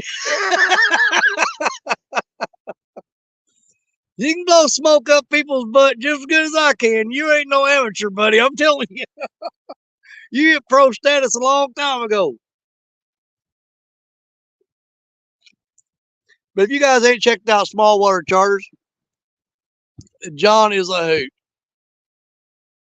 He absolutely is. There's a, I come on the YouTube scene and doing all my crazy antics and stuff like that. And I hope that I've encouraged, a lot of people got on YouTube and they just tried to behave themselves. And I'm not talking about like not cussing and stuff. I'm just talking about not being silly. A lot of people held back, were real reserved and stuff. And I come in here on the YouTube scene and I hope I inspired a few people to just get a little bit more crazy, cut up a little bit more, and have a little more fun. Not be so dang serious all the time. You ain't got to be serious. Too much serious in the world these days. They need the clowns and the crazy people too. That's what we're here for. There goes another barge to see if he'll scare a fish up. Come on, boy. Get me something going here. But it's slow bite.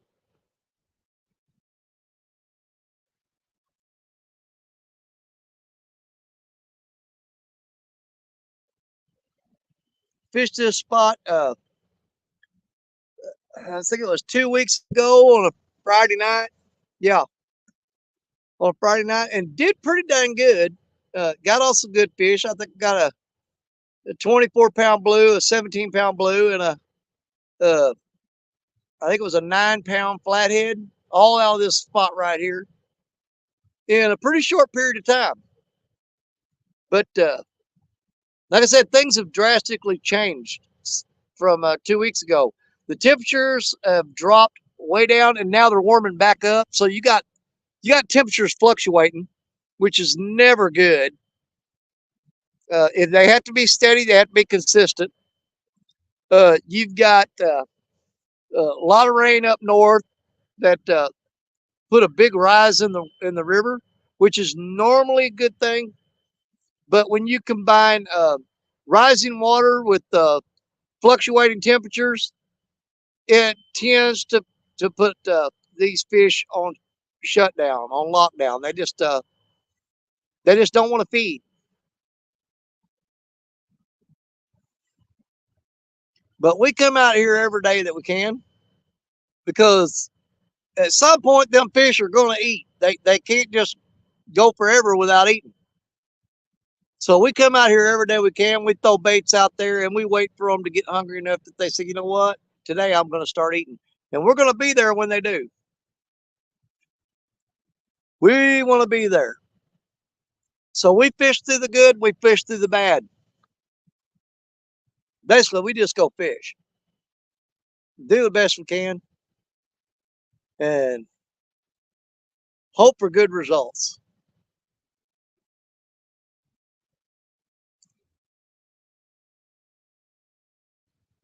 But I would love for Richard Cluck to come up here and zigzag across that hole and scan that and give me an idea of what's going on out there.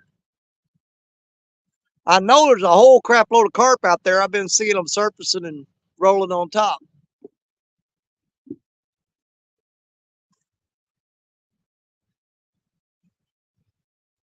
The time is it's 2:35 my time. How many of y'all forgot to roll your clocks back?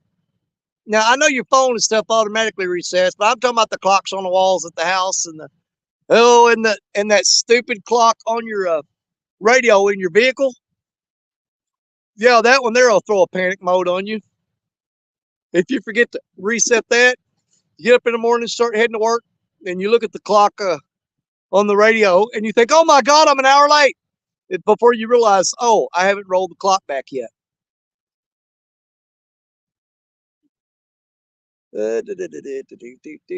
Cool.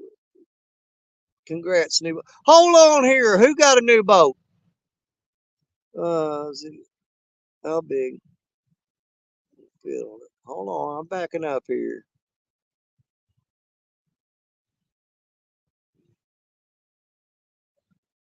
Man, that was a big fish just rolled right there. Splashed in top of the water. Probably a carp. Might have been a sturgeon. Mike Chavez, I didn't see you sneak in here. What's up, buddy? Good to see you. Man, I'm being able to see this chat amazingly clear today. Don't forget John's wife, Lydia. She has her captain's license. She does. Thanks for reminding me of that. I forgot Lydia does have her captain's license now. Sure enough. Well, I mean, since Lydia's got her captain license now, do we even need John anymore? I mean, do we really need him, or do y'all just want to keep him around for fun? We'll keep him around for fun. But you know, since Lydia's got her captain's license, we really don't need John anymore. But you know what? We'll keep him. We'll go ahead and hang on to him. Yeah, we will. We'll hang on to him for a while. We're not going to get rid of him just yet.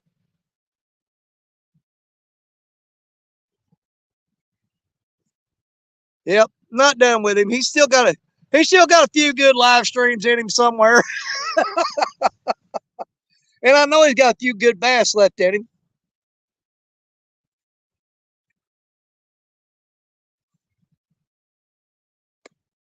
Well, I think, man, I know I'm going to lose my rig. I know I am. But that Uncle Lou rod right there has been hung up since we got here. And I'm fixing to break it off, retie it, and rethrow it. I was hoping a fish would pick it up and break that break that sinker off there, but it don't look like it's going to happen, which means that bait is probably up and under a rock where the fish can't get to it. And we're just wasting our time with that rod. We gave it plenty of time to get a bite. Of course, they are biting slow today, so you never know.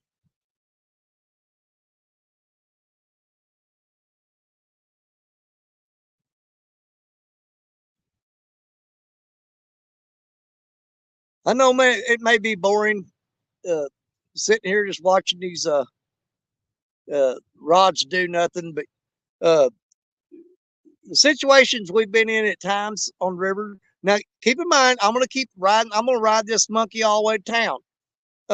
When you're bank fishing, okay, it's tougher on you. It's hard. You set up on a spot and you figure it out. You know what I'm saying? Well, right now, I'm putting all my money on this spot. I still honestly believe there is a monster cat out there somewhere in this hole. And there's been times I've thrown out rods and sat for hours and hours and hours. And boom, next thing you know, big fish on the line. You know what I'm saying? You just got to be patient. Oh, something just bumped that yellow mad catch rod. It's just a little peck though. Did he drop slack on it? What's going on there? Hold on. I shouldn't have said nothing. I should have just waited because I probably jinxed it. What do I got on there? I've got a I can't remember if I got carp or skipjack on that. I've got a chunk of carp on that. That's what I got on there. That'll be the first bite we've had on carp today. Emily, what's up, sis? Haven't seen you in a while. Hello.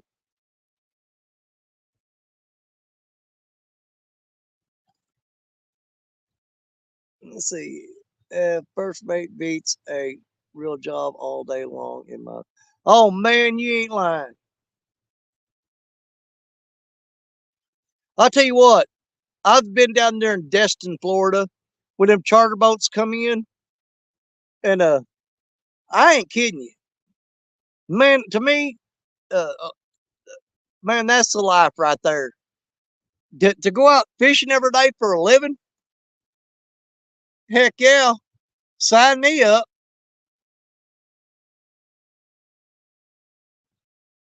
You know, that being said, you know, it might sound like the greatest thing in the world.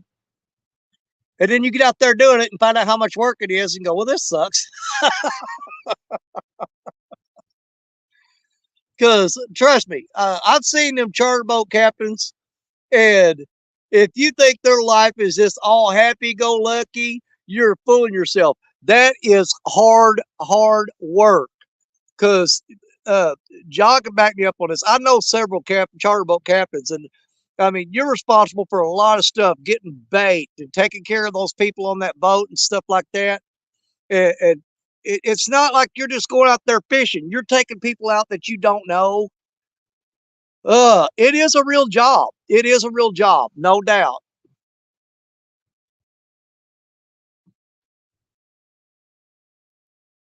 I think the hardest part for me, which I mean, I like meeting new people, but when you got somebody that's paying you to take them out to go fishing, and it's somebody you don't know, you've never met them, to me that would be freaking nerve wracking. It absolutely would be nerve wracking.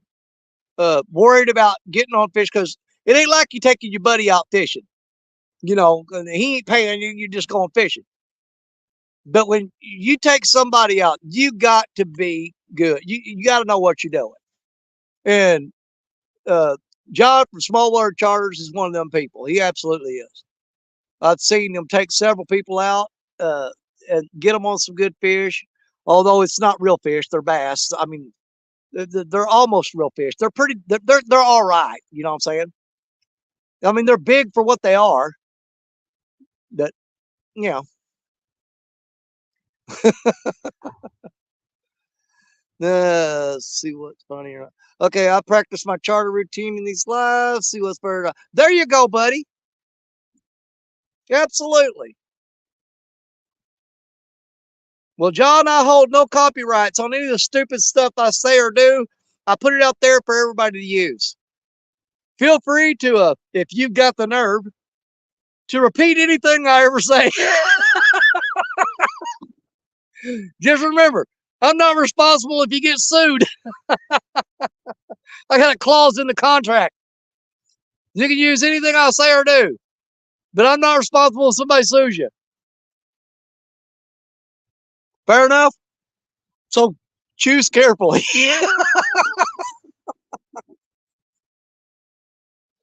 Oh, Lord. Yeah, I'm dehydrated. I don't want to drink all my Mountain Dew, though. Hold on here. What's going on there? Yeah, something just bumped Black Betty. What is they're you know what? They're doing that wintertime short bite, and it's not cold enough for that. I've had several small taps. They're doing that wintertime short bite stuff. And it is not time for that yet. It is not wintertime.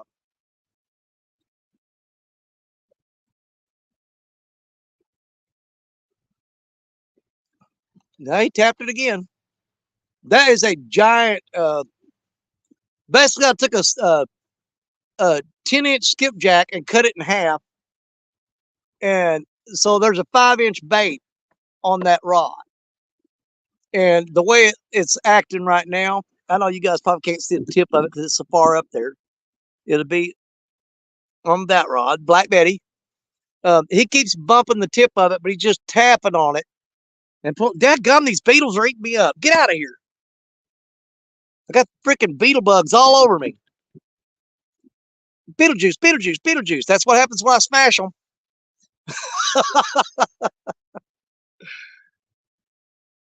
You got a daddy folder? Nice. I'm just saying, consult with your attorney before using them so you make sure you don't get sued. Did he drop slack on that rod? Hold on, I'm trying to see the line. Unfortunately, I can't see that line on that rod. He bumped it twice, and he might have dropped slack on it. I can't tell. It looks like it might be going out. We're just going to keep an eye on that. I'm not going to make the mistake I made a while ago, where I just run over there and reel down on it. I'm just going to let that fish eat, because that's a big bait. That's the biggest bait I got out there, is that skipjack head. Now, right next to it is that 13-foot Akuma. Now, it's got a big old carp head on it that's probably pretty close to the same size as that half a skipjack I got on there. But nothing's touched the carp head yet. It'd be on. I'm losing track of where I'm at. There, that rod. I can't see that white rod on the screen. It's right there. That's a 13-foot Akuma Tundra. Then you got 16-foot Black Betty right there. So we're running 2 long rods today. Got 2 long rods out. And hoping we can hook up on one of them.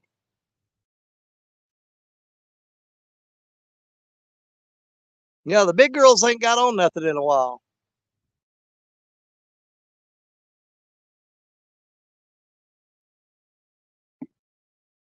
$45 people in chat from YouTube and 8 watching on Facebook.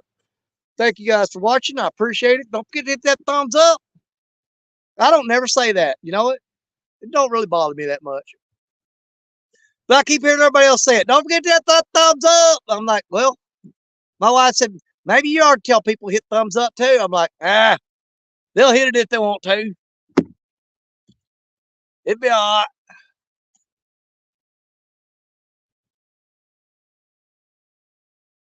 But I was dead serious a while ago. If I get something over 30 pounds a day,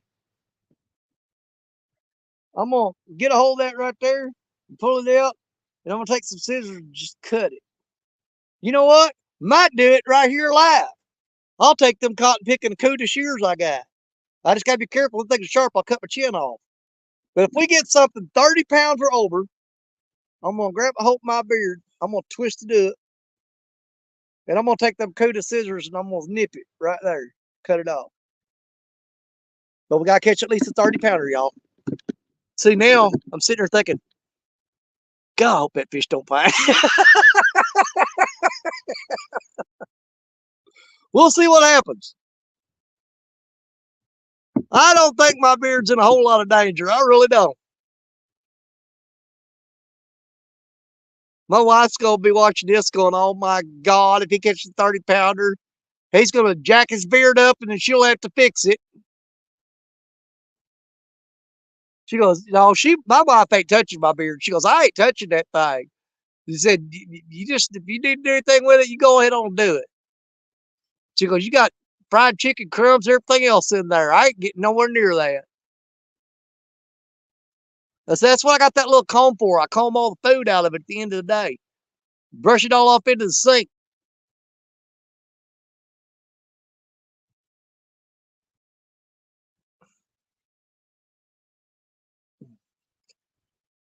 Let's see. What's Emily going on?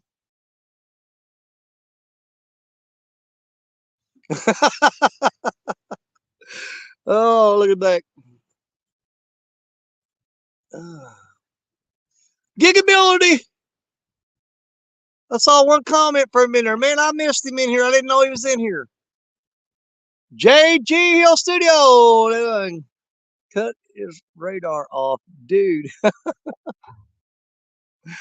you know what? I ain't caught no big fish on the big rod since I growed this beard. I might need to go ahead and cut it off.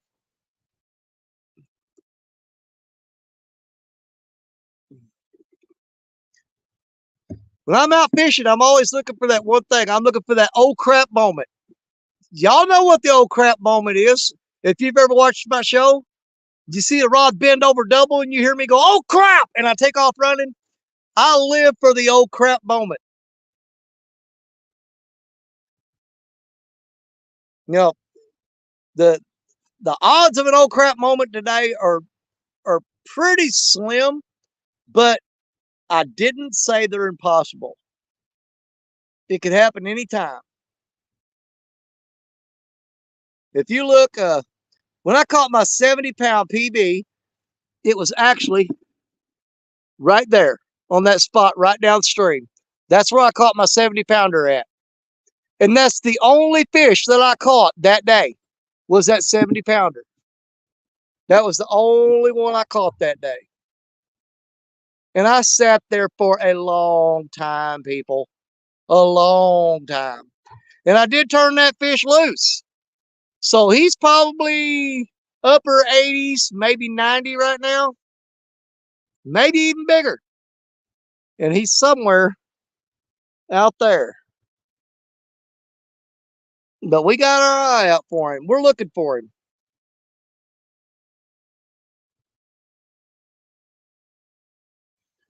But you know, I have, yes, JG knows there's a green room in my head that I put all the thoughts in there and they have to get past the door to get out.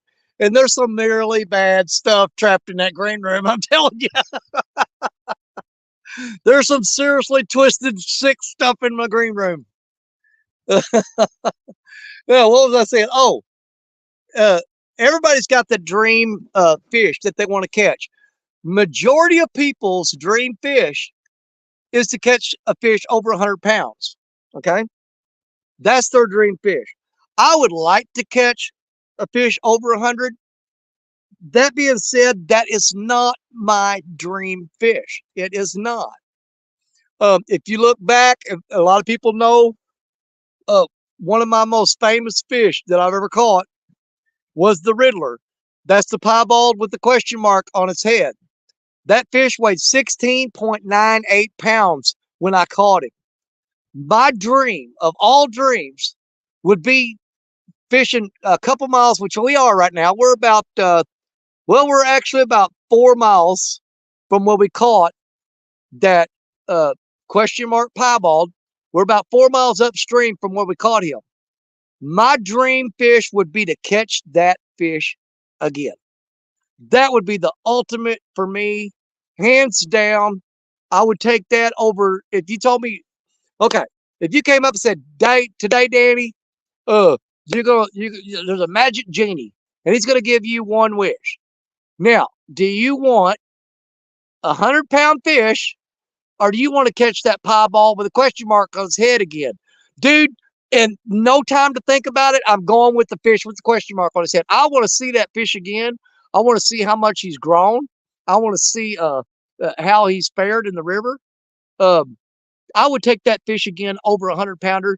No questions asked. Absolutely. Oh my God, there he is. The Bullock Experience. We've got Kelly Bullock in the house. Real-time catfishing. Oh man, we're going to catch something now. We got good luck pouring in all over the screen. Mr. John Parker in the house. Surely we'll catch something now. I mean, when you got John Parker shows up, don't the fish just follow him everywhere he goes? That's what I heard. I'm pretty sure we'll get on fish now John Parker's here. Well, I'll put it this way. Our odds just went way up. My confidence level was boosted by 2.4%.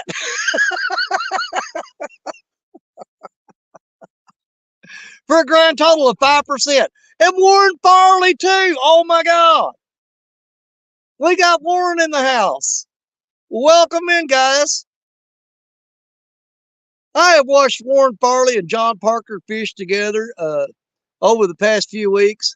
I tell you what, that was some of the most fun times I've had on YouTube. Is just watching those two goofballs. Loved it. Absolutely loved it. Where Daddy puts chapstick on before his lives because those lips are moving faster than hummingbird wing. No, I don't. They're self-lubricating. Don't stand near me when I'm on a roll. I'll spit all over you.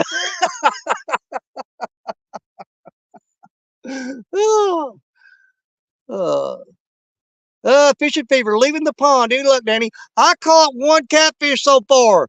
Creole and Laura caught 5. They were on here with me earlier. Creole and Laura caught 5. I think the biggest one they caught, Laura got on one. I think he said it was over 40. Because I was it was before he come up on my live. He was doing a live. They got one over 40 today. I think Laura reeled that in. But they caught 5 nice fish today before they had to go. Cool catfishing. My brother James. James, what hotel are you at CatCon? Do you know? I'm going to be at the Town Plaza Suites. I think that's the one where everybody's pretty much staying. Yeah, that boy does use some Mickey rigs for he tried to catch some. Could you imagine throwing out a 5-drop or an 8-drop sabiki rig and put a little piece of worm on every hook and throw it out there and catch 5 to 8 channel cats on one rod? Oh my God, that'd be just ridiculous. You're staying at the Town Plaza Suites? Oh, dude, we're going to get banned from there. Count on it. We're going to do everything we can to get kicked out of the hotel, brother. You and me, the captains of destruction. I promise you, it's coming. It's going down at CatCon 2023. Cool Cats Fishing, Danny Stone Outdoors. The cops will be called. Count on it.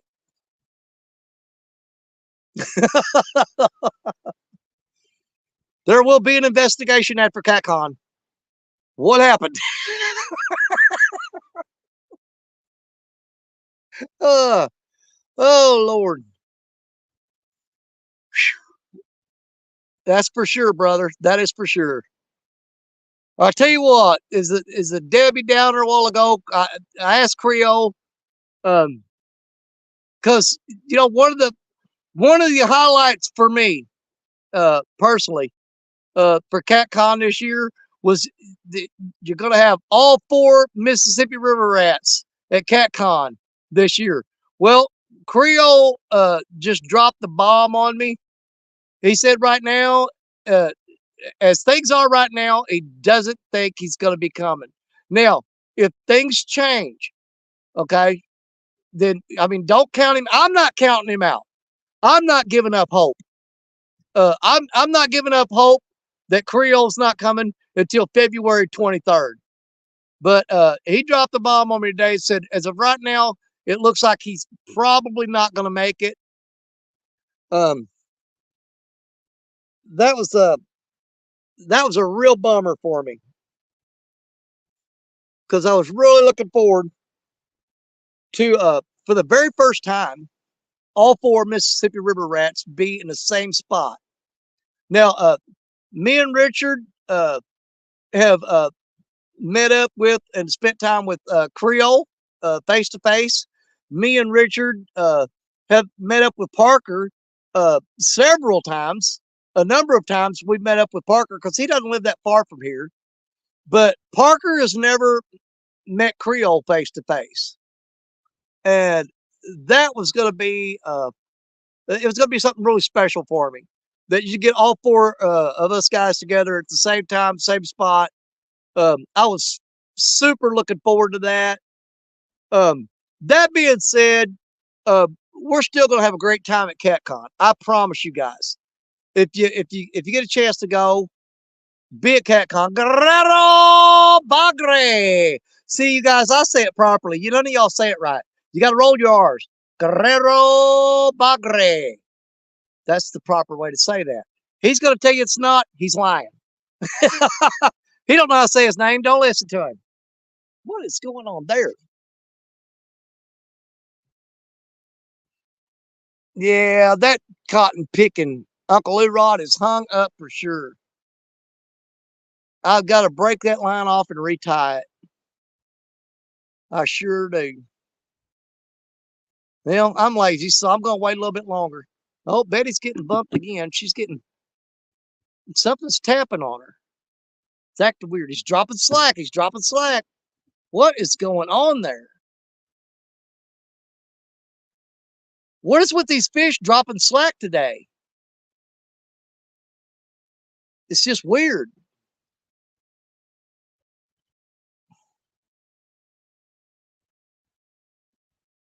And he's back to doing nothing. It's just a bummer, man. Well, there goes another 750. What are you talking about? What are you talking about? There goes no. What'd you do, loser rig? Okay, he's standing in front of Steve Douglas chewing out. That's out. Oh God, yeah. Hey, and let me tell you something. I'm giving you guys a warning. Steve Douglas don't put up with no shenanigans. That man is not afraid to call you out. Trust me, he will do it in a second.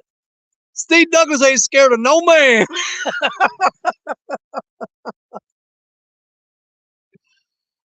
Oh, me losing the rig? Yeah. Yeah, because you got to figure on that one. I think I do have a float rig on that one. I'm running bottom rigs on almost all these rods except for two.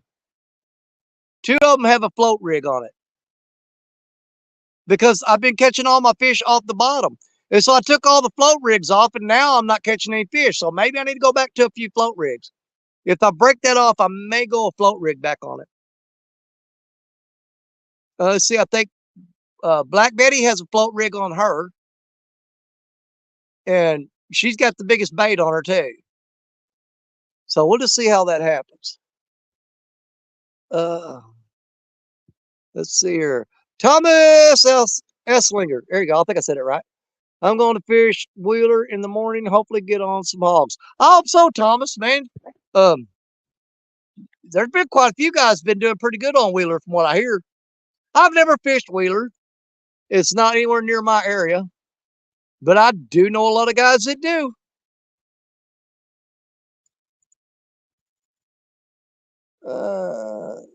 James, I snapped the rig off at probably $10. I feel your pain. Yeah. Dude, I have literally, from the point right out in front of me, right here, to 4 miles down that riverbank, I've got literally probably 4 tons of lead in the water down through there. I'm not kidding you. 48 years or more. Well, it's running close to 50. Let's see, I'm 50. I'll be 58 this month. Yeah, I'll be 58 this month. I've been fishing Mississippi River since I was 16 years old. So you figure how much lead I've lost in this river for that many years. If you base it off just what I've lost just this year alone, oh yeah, there's 4 tons there easy. Or no, excuse me, 2 tons. It'd be 4,000 pounds of lead that I've got in that river out there somewhere. And what I wouldn't give to have it all back. If I got back every sinker, every weight that I ever lost in this river, and if I put them in the back of my truck, it would break the freaking axle. And I got a 3/4 ton truck. I promise you, if I had every weight back that I've ever lost, it would break the axle on my truck. Yeah, there's people out there that's older than me. They just don't never tell nobody. I still get around pretty good. I do all right. I get out of breath every now and then. Y'all just can't tell it.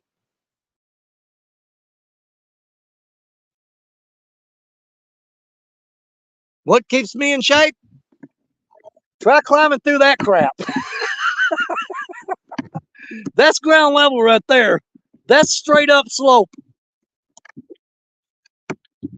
If you got to go up and down that every time you go fishing, yeah, you don't need no stair climber or no unicycle or with the stationary bicycles. Yeah, just throw that thing in the scrap pile. You don't need it. Come fishing with me. Yeah, I turn 51 next Friday. So you're a November baby too. Nice. My birthday is on November the 28th. The 28th. There have been several years that my birthday fell on Thanksgiving, and I always gave everybody crap and said, yep, the reason you're giving thanks today is because of the day I was born. But it don't fall on there very often, so people aren't very thankful.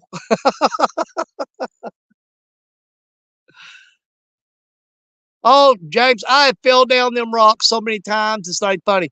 I was fishing up at Trail Tier State Park. Here's what the bad part about it. One of the times I got hurt the worst. Me and Richard Cluck and Jerry Parker were fishing at Trail Tier State Park, which is way north of here and upstream. And we were fishing on a sandbar flat. And I had a rod go down, and I mean, it was a beautiful takedown. It was bending, the drag was peeling off the rod and reel. And I took off running, and I tripped on my own damn feet.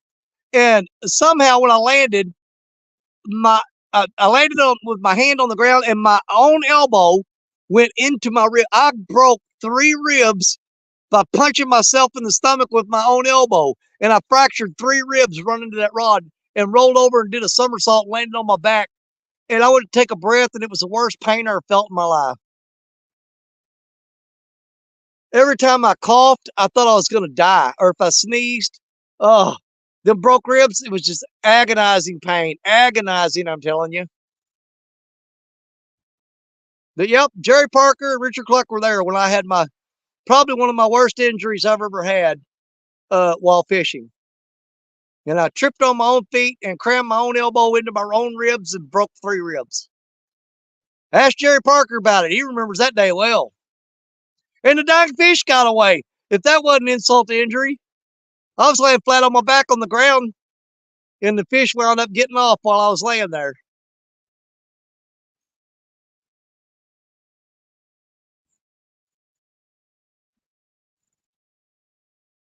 Yep, ribs not fun. John Boy will be 68 in May. John Boy, I did not realize you were that much older than me. I knew you were older than me. I didn't know you had 10 years on me, buddy. You got me by 10 years. John Boy still gets around pretty good, too.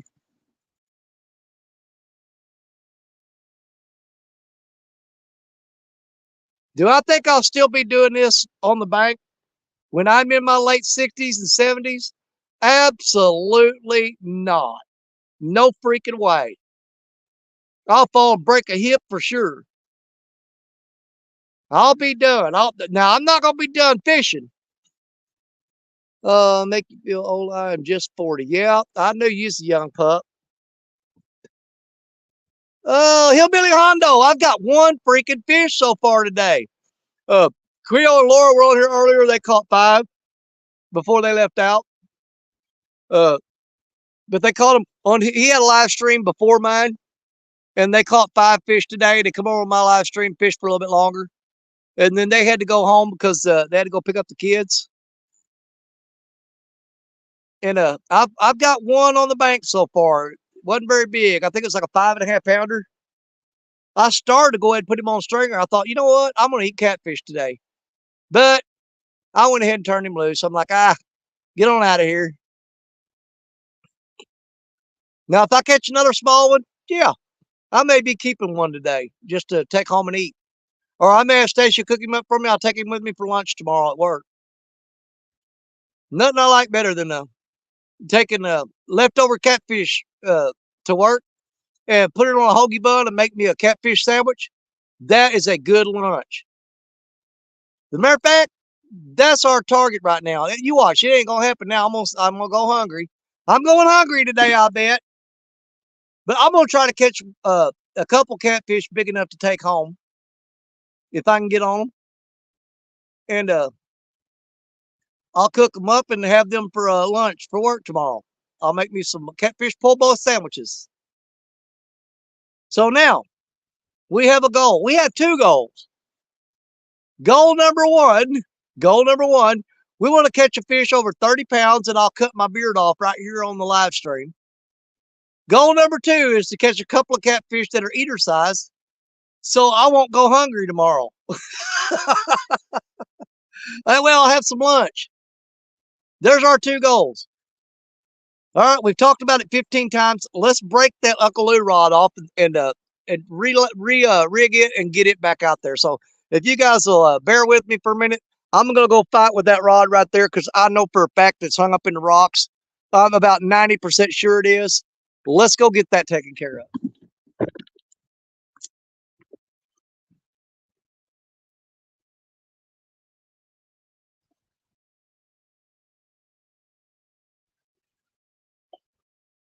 Well, maybe it ain't. Yeah, it is.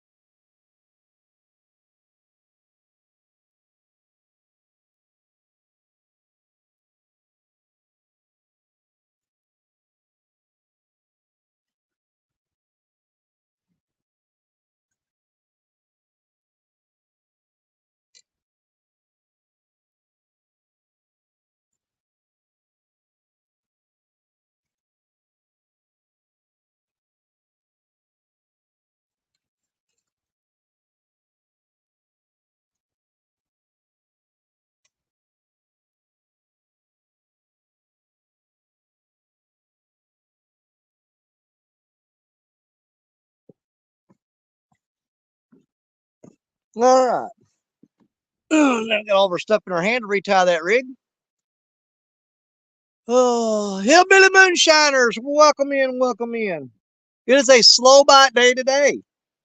We missed one fish earlier on, and then we threw right back out there, and we wound up catching. I'm pretty sure that was the fish that we caught, the one that we missed. But we're not giving up because this is the time of year where you come out here and throw rods out, and you just patiently wait because the fish don't bite all day long. They always have like a window, a time that they'll hit, and I haven't established just when that window is. So in order to do that, we do what we always do. We just come out, throw rods out, hang out on the river, and wait till the fish start biting. If they start biting, and we make a note of that. What time did they start biting? And then we come back again on another day, and we throw the rods out, and we wait. And if the fish start biting, we make a note. What time did they start biting? Now, once you established a pattern that you know what time they're biting, I still come out and spend all day long. If I know they don't start biting until 3 o'clock, I'm going to come here at 7 just so I can hang out on the river all day. I don't care. But I know what time I'm going to start catching fish by doing that. But yeah, if you think I'm going to pattern myself to where I say, I ain't going fishing unless I know I'm going to catch them. Well, I'm sorry. You're watching the wrong channel. I'm going fishing. I don't care if they're biting or not. Because I love this river. It's a big part of me. And I'm a little part of it. And I'm going to be out here as much as I can. Okay, let me count. I can't talk and count at the same time. And I got to put the line on this hook. So, y'all give me a second while I count. 1, 2, 3 loops. 4 loops. 5, 6, 7 loops. Now we put it back to the eye of the hook and pull it down real tight. There we go. We counted the loops on the hook for you. Where the hell did that come from?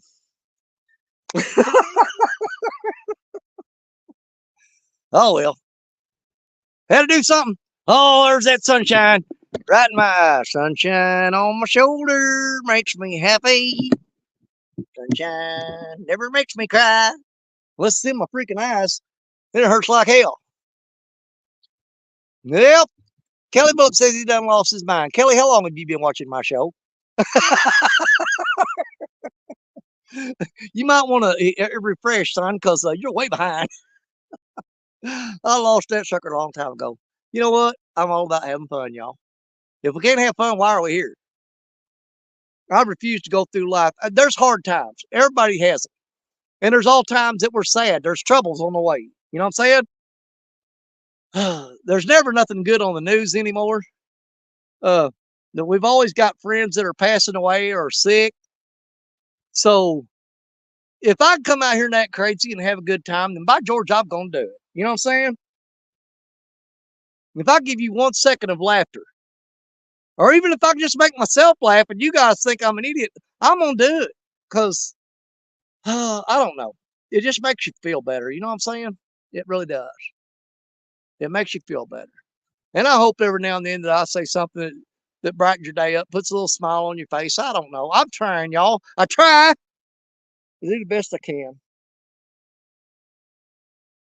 But like anything, you know, we'll fail. But you know what?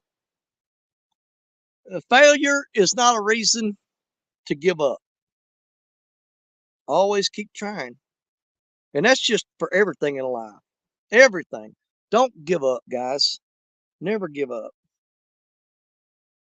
There's too much good in all of y'all. There's too much, no, too much is the wrong word. There's no such thing as too much good. There's so much good in y'all, in your hearts. And it's tough sometimes, but you just got to find it. You know what I'm saying? Look down in there and find it. You know what I'm saying? It's in there. You may be having the worst day of your life, and there's nothing you can do about that except for deal with it. But when you got one of those mediocre days where it could go either way, put a little extra effort into trying to find something good, you know, to put a smile on your face, make you happy. You know what I'm saying? They're everybody just, I don't know. It seems like they work so hard to be miserable these days, but nobody wants to work hard to be happy. Just try it. Just give it a shot. You know, take a moment in your life and think back and think, you know what? I'm going to try to think of the funniest thing I ever saw or funniest thing I ever did. Because most of the time we're running around worried about stuff and you don't take a minute to think about that. But if you'll try it, just stop for a moment and look back through your life, flip through the pages of that little book that is your life, and stop on the one where it says funny as hell and read that page in your head. You know what I'm saying? You might get a little smile out of yourself. You never know. I do it constantly. I skip all that bullshit and go straight to the funny stuff. Live your life like you're going to be gone tomorrow. That's the saying that everybody says. But you know what? This is the sad part about it. This is the sad part. This is somebody. You got one day to live, so live your life today like you ain't got tomorrow. You know what 99.9% of people do? They sit around crying because they're going to die tomorrow, and they'd waste that day. Don't waste that day, man. Don't waste it. Don't do it. Make a lasting impression. If you got 24 hours to make a lasting impression on everybody you know, what kind of impression do you want to leave them with? Huh?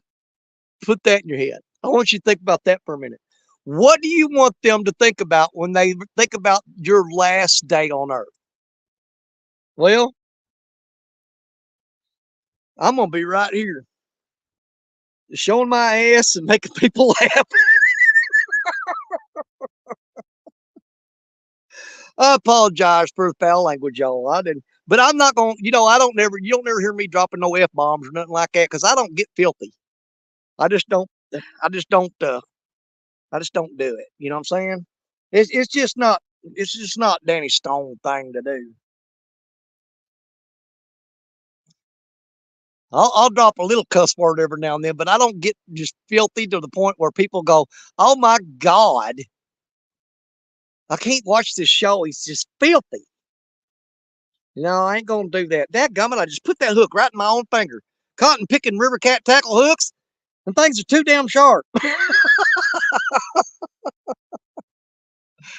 That catfish feels. I'm sorry, catfish.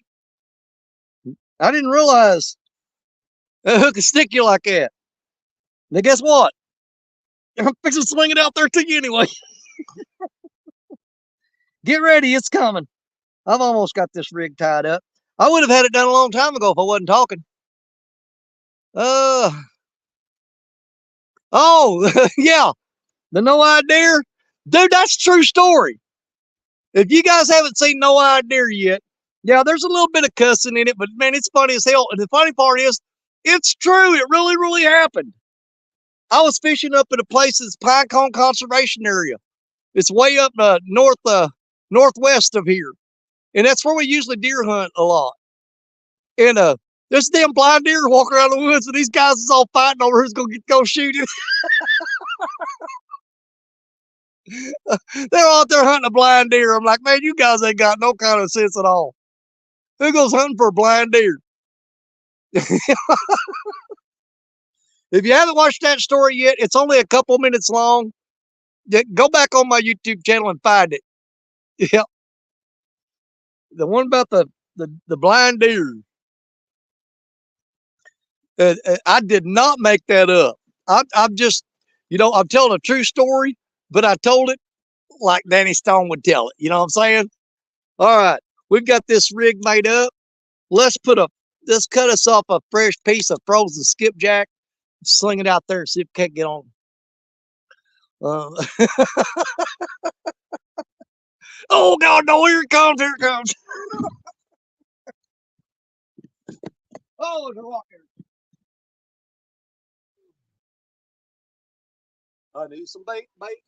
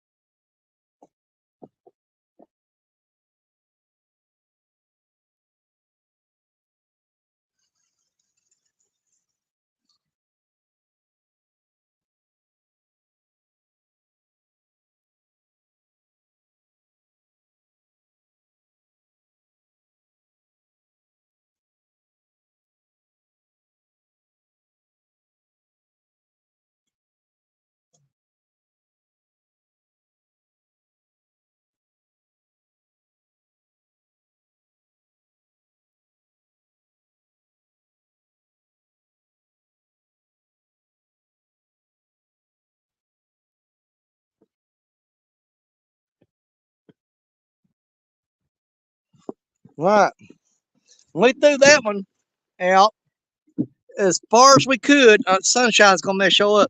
It is way over there, close to the end of that wing dam, about 30 feet off the side of it. So we're throwing right off of the wing dam, because that's what we call our only fish so far, is right off the edge of the wing dam. So I wanted to put another rod in that location, but I threw it further out into the river, but the same distance downstream of the wing dam, if that makes sense, if you understand what I'm saying. I mean, I'm 30 feet off the wing dam, but I'm further out on the river versus that Mad Cat's Panther rod. It's probably half the distance out there that one is. And then you got that purple Uncle Lou rod. It's just right there in that little cove right there, right off of that wing dam. So we got those first 3 rods are thrown right downstream of the wing dam, about 30 feet off, and they're thrown out in different distances in the river. So we got 3 rods along the wing dam. These other 4 rods, there is a 50-foot hole right out there in the middle, you guys. I mean, it was, well, here's the thing, it's deeper than that now, because Richard Cluck checked it here a while back when the water was down, and I think he said it was like 40, 45, 50 feet. Well, the water has come up 8 to 10 feet since then. So basically, there's a deep freaking hole right there. And that's where we got these other 4 rods at. We've had one little hit on Black Betty there from that hole. But we're gonna keep those lines out there and keep them soaking and see if something gets on there. We're gonna try to see if we can get something on there. Now, I'm figuring on smaller fish on these first 3 rods. From what we've seen so far, it looks like blue cats running around the 5 to 8 pound mark, or hanging around in that area there. And I'm hoping that means the reason we're not getting a whole bunch of bites on those big rods is because I'm hoping that there is a monster. I'm talking about record book breaking blue cat laying in that hole somewhere. Uh-oh. And I'm hoping that he finds one of our baits. There was just a little bump on that, I don't know if y'all can see it or not, that yellow Mad Cat's rod. It just got a little tippy tap on it. And I looked down the water and make sure that's the thing about it. You got to check. If you see a rod bump, the first thing you want to do is follow the line down the water and make sure there's not a stick floating by, caught up in your line. As you can see, it's clear there. There's no sticks. So that was a fish bump. It was not a stick. That's going to be the rod that's just off the side of Black Betty, right? I can't see it in the screen. I can see Black Betty in the screen, but I can't see that rod. But it just got a little tippy tap on it.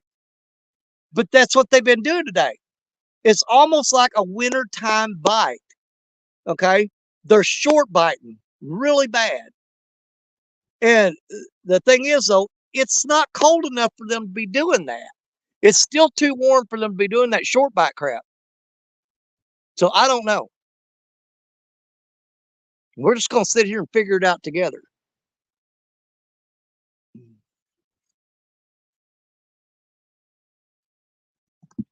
I'm hoping we get on another fish here. It'll for too long. Waiting on that perfect time of day. What time does it get dark now? Dang, I may not have a whole lot of time left. That sun's getting low quick, buddy. It's getting on down there. I keep forgetting. Dang clock moved back. Normally I sit here till 6:30. Then it may be 4:30, 5 o'clock. We may have to get out of here. So it's 3:29 now. I'm thinking we got another hour and a half left for sure. But we're going to give it every minute we can. It's Sunday night. I got to work tomorrow. So we won't be running any lights. We're not going to be staying out here late. And besides that, at 6 o'clock tonight, you guys go check out Lance McCouguy's channel, the River Cats Tackle Show on Lance McCouguy's channel. Tonight's guest is the owner of Ancient Mariner Reels. He's going to be on there with us. And there's a special reason for that. You guys are going to want to go check it out. So don't miss that. I am now sponsored I'm not spot. I'm pro staff for River Cats Tackle. Tim Beckham, what's going on, buddy? Dark at 5:30. Well, thanks, Tim. I appreciate it. Tim Beckham is a good friend of mine. He lives up here in Malden in southeast Missouri. Tim's a nice guy, man. He does a lot of coon hunting, though. He takes all hounds out and runs at night. That's Tim Beckham for you. He belongs to a bunch of clubs and stuff where they take out hounds and go hunting. And they win trophies and all that good stuff. So he's pretty dang serious about it. And he does pretty daggum good. I'll tell you a story one time. You guys love me telling you stories. And I know Tim won't mind. There's one time, I think it was like almost 1 o'clock in the morning. I was laying in bed asleep. And Tim Beckham calls me up at 1 o'clock in the morning. And he said, man, my favorite coonhound swam across the river and the water's flooded. And she got hung up in a brush pile. And she went under in the brush pile. And she's went and drowned. And he loved this dog dearly. And it was a great dog. And I understand. I mean, he loved that dog like it was one of his kids.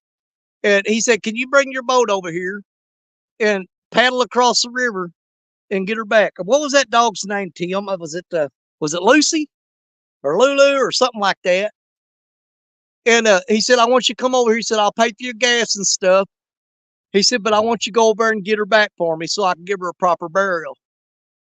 And so I load up my boat back of the truck and I drive over there to Chalk Bluff area in southeast Missouri where they got all these rivers and waters running.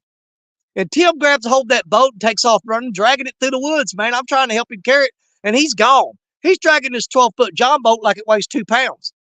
And he gets to the river, and we push the boat off into the water, and I grab a little old paddle, and I start paddling across, and the current's flowing. I mean, it's swift. The rivers are flooded.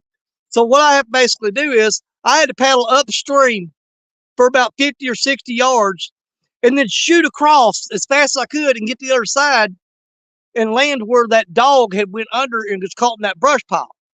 And Tim says, well, I know she's there because she's got on a collar that blinks and I can see the collar blinking under the water. And that's where she's at. He said, you can't miss her. You'll see the collar blinking under the water. And she was just under, the dog had drowned. And I paddled that boat across that river, and sure enough, I could see the collar under the water blinking.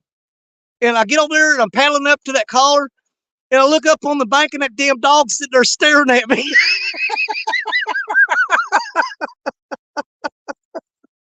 And I holler back at Tim. He goes, do you see her? And I go, hell yeah, I see her. She's sitting on the bank looking at me. That dog had slipped out of that collar underwater and swam to shore.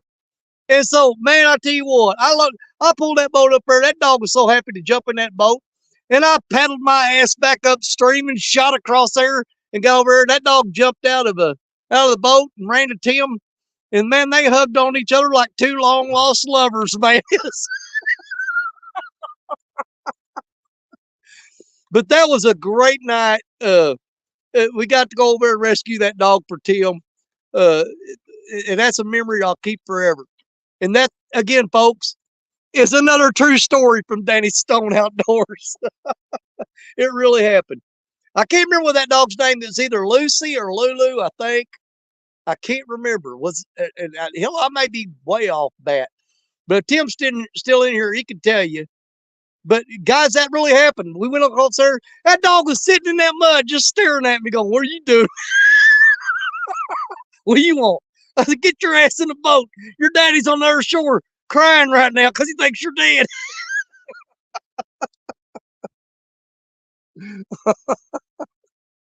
That really, really happened, you guys. I am not kidding. True story. I'm not making this crap up.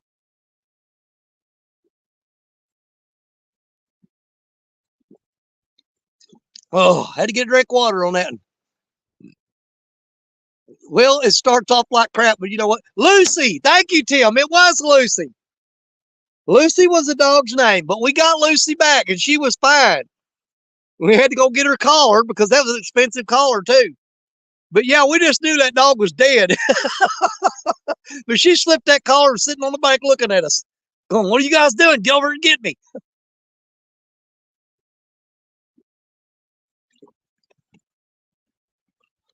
Oh, just another day in the life of Danny Stone. But that's the kind of stuff we do. But our friends call us up all hours of the night. I don't care. I tell them, I said, "There's a reason you got my phone number. Use it. If you need me, you call me. I'm going to come running. I don't care. I'll be there. Just call me. I'll be there. I'll come running." I can't remember how that song goes. There's a stick caught on that mad catch rod right there. I'm going to have to shake it off there. I don't know if y'all can see that or not. But I don't like that thing hanging on my line like that, because it's going to break loose and start dragging here in a minute. And then that's going to be all hell's going to break loose. It's going to get caught and everything. Give me a second. I'm going to go break that stick loose off that line. I just do a little jiggle and it'll come right off there.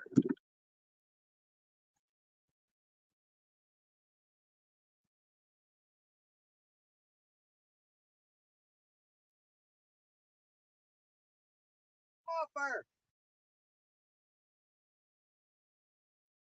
Sun's in my eyes. I can't even see it. There we go. It's off there. Now it's going to float down to get my other line. Just do a little jiggle and get that stick off there and get it away from your stuff. Let's see. He missed that line. Oh, we may or may not get on another one today. It's getting that time of day where the sun's in a spot where it makes this camera lens really weird. It doesn't know if it wants to go bright or dark. And so it's got like a gray haze on it. You know what I'm saying? Let's see if I can wipe off the lens a little bit. I don't know if that'll help or not. No, probably made it worse. I just smeared fish guts all over the camera. Oh, Lord help me. Oh, yeah, I just don't know about this getting dark early crap. I don't know how well that's going to work for me. You know what I mean? Let's see. I had a friend that called 3 a.m. to come save a dang cat. I was mad, but I did it anyway. Well, that's what friends do. 922. We always think, hey, we don't always got to like it. But you know what? When Tim called me that night, it did not bother me a bit. I jumped out of bed and I ran out there. I hooked the boat to the truck. I just threw everything on the ground. I had rods and reels and all kind. I just threw it on the ground, emptied the boat out. I took everything out of the boat. It's just a little 12-foot John boat. And I said, all I need is this boat paddle, because I didn't have time to go out to the shed and grab the batteries to hook up the trolling motor stuff. I just emptied the boat, threw everything out, threw the boat paddle in the boat, and took off. And we got over there and paddled across there, and we saved old Lucy. But she was that dog was a champion coonhound too, though. She'd won a lot of trophies and a lot of ribbons and stuff. So that wasn't no cheap dog. She was high dollar, man. That dog was worth a fortune. But you know, if you know Tim the way I know Tim, it wasn't about the money that dog was worth. Um, that dog was like a kid to him. He loved that dog, absolutely did. It was just like one of his children. And you know, for him, it'd be like you watching one of your sons or daughters out in the water and see them going under and struggling and go under and just be gone. Could you imagine that? Okay, imagine that happened to one of your kids and you're standing on the shoreline just helpless watching them die. And that's probably what it felt like for him watching that dog go down. But we got her back and it was a glorious night after that. Hip hip hooray, the day was saved. What's up, Greg Burgess? Good to see you in here. We caught one cotton picking catfish today, guys, but we've had a great time hanging out with everybody. And we'll drag this out as long as we can, but the sun's going to get low on us here after a while. And when it does, old Danny Stone's going to have to pack up a little early, because I do not want to try to climb through that and go down through them woods in the dark. I ain't scared of no critter out there, but I am scared of falling and breaking my neck. Not going to do it today. But we're going to leave these rods out and see if we can't get on something for you. We never give up hope. There's always hope alive. Rob, the generator is way down the road in the truck, and it's Sunday night. I got to work tomorrow. So Danny can't be out late on a Sunday night. Or I would fire, if it was Saturday night, hell yeah, I'd fire up that generator, we'd throw some lights up, we'd stay here all night. But work comes early in the morning, real early. I mean, I get up real early to go to work. And so Danny don't fish late on nights that he's got to work. But you know, I'm gonna be retiring in about 4 years. Hold on, something hit that rod right there. What's he doing? Come on now. Are you gonna get it? Come on. Always doing that dropping slack crap. He's still there. He's still there. That's gonna be a little bitty blue cat, guys. Right there. I don't know if that sun's gonna blind you or not. I don't know. I think the sun's gonna mess it up for you, but we're gonna give it a shot. He's pecking on it. We're probably gonna get this fish, okay? I'm hoping we do.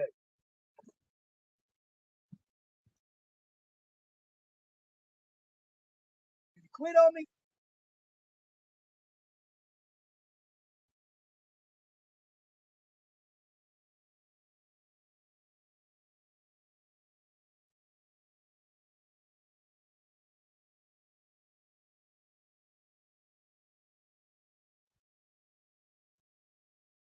Well, the stick trying to get on the fish.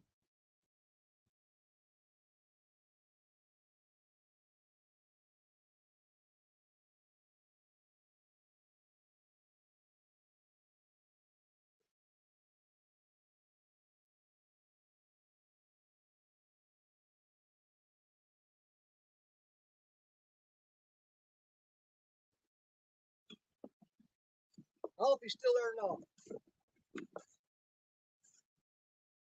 Let's give him a minute to see. Let's see if he's still there.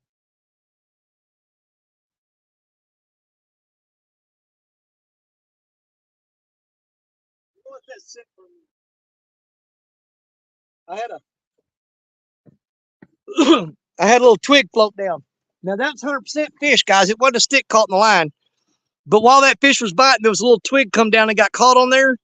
And I was trying to shake that stick off, and he was still coming in dropping slack. So I couldn't get the doggone stick off there. So what I did, I just dropped back slack back to him. And we're gonna sit for a minute, see if he comes back and gets back on there. But yep, that was our first bite in a while, but it was acting like a little bitty one. That's frustrating. Frustrating. No, he tapped it. He's still there. He's still working on it. Come on. This is a bad angle for you guys because the sun's shining right at you. He's tapping on it. That's going to be a little bitty fish, guys. I just don't think that's going to be anything very big at all. We're going to let him eat on it some because that's a pretty decent sized bait. And I'm going to let him get on there good before I do anything with him. We'll keep an eye on it. We either get him or we won't. That's your two choices. We'll see. I'm hoping he gets back on there. There he goes, pecking at it. He's pecking at it. I do not like it when they do that. All that pecking crap, it just gets on my nerves.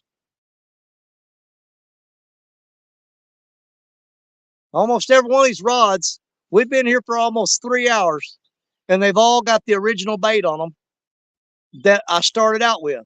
We haven't changed any baits. But the water is pretty cold. I've left baits in the water for a lot longer than that before. A lot longer. Trust me.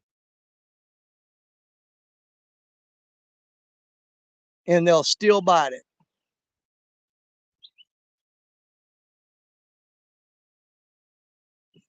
Yeah, I'd like to get a couple of eaters though. If I just get one eater, what I do if I catch an eater, I'm gonna tie him up on the bank, and if we catch two, I'm gonna take them home. If I only catch one, I'm gonna let that one go. I need two fish if I'm gonna have eaters. And right now, the way the bite is, to catch two eater fish is gonna be something. It'll be something to do. The way they're biting, I just don't know. And that bite, with that sun getting low, it may pick up here a little bit. I don't know. That could just be wishful thinking. We'll see. We shall see, said the blind man.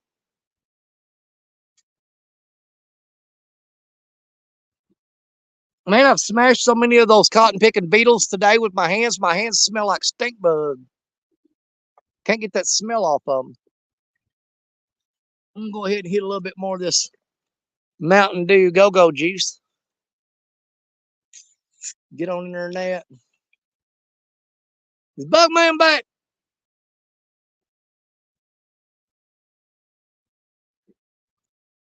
Oh.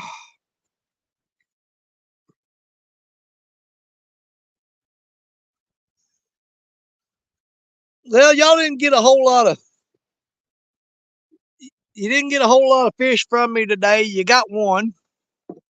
Couple little dink bites.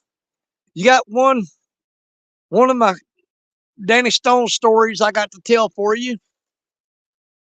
So we didn't do too bad. We've had way better days, but you know, I'm not leaving right now. I'm just getting ready for it. It's going to be a little bit. But, you know, any day that we can sit here and we can all hang out together and you guys talk to each other and chat, and I can sit here and just irritate the crap out of you talking, and you guys watch it. It's a good day for me. Birds are starting to chirp behind me. The wind has completely quit blowing now.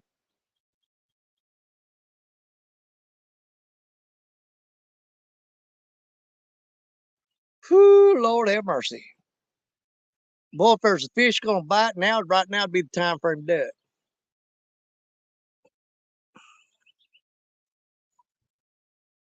I got fish plopping right here in front of me. They start that crap.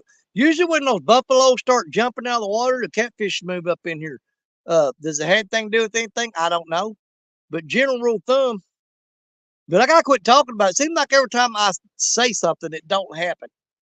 It's just the jinx of the way things are.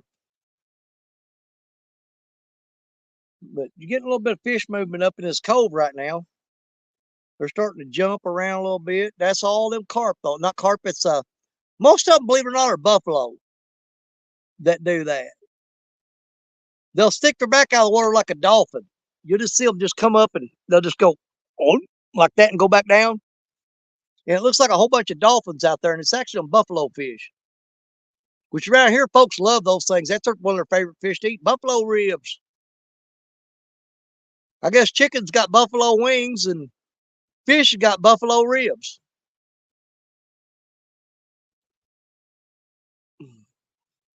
You can get more buffalo meat off other animals than you can off buffalo.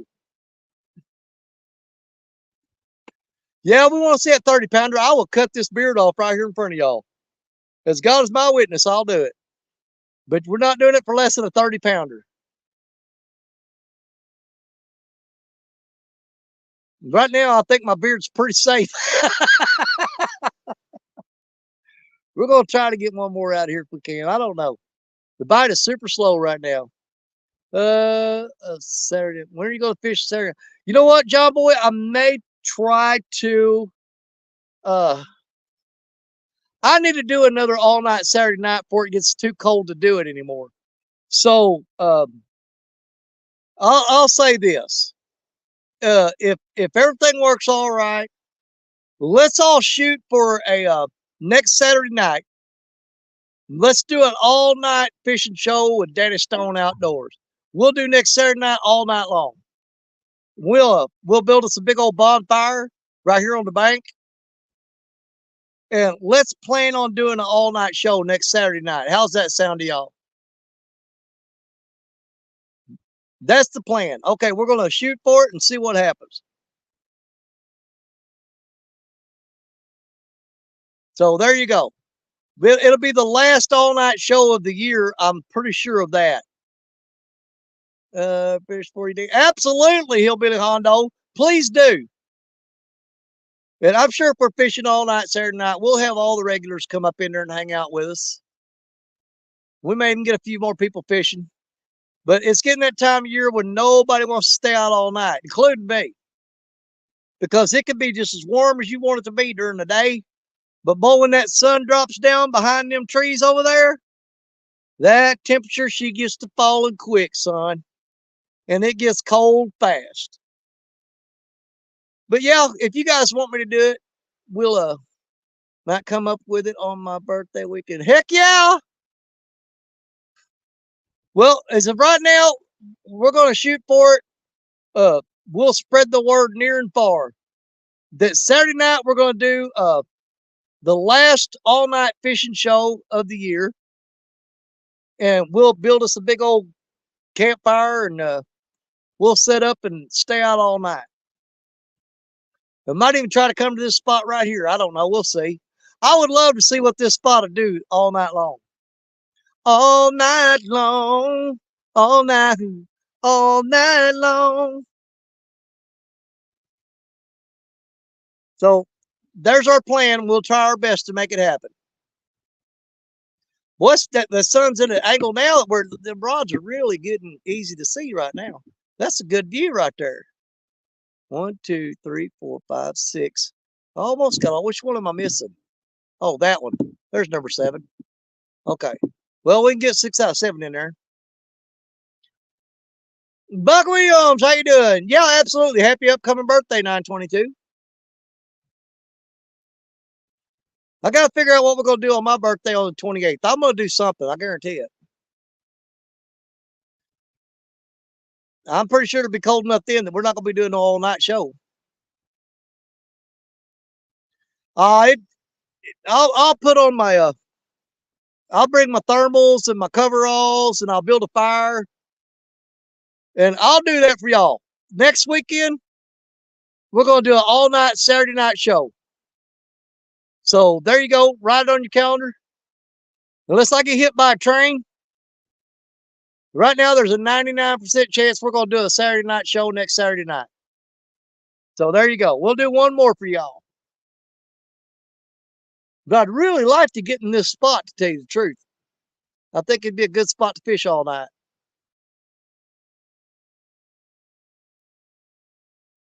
The spot will be determined by what the river levels are.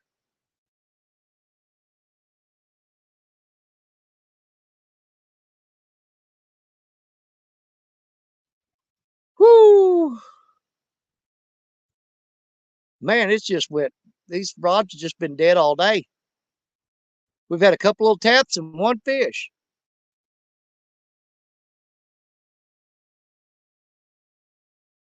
Would it kill y'all to get one fish to bite these, one big fish to bite these rods? Would it kill you? No, it won't kill you.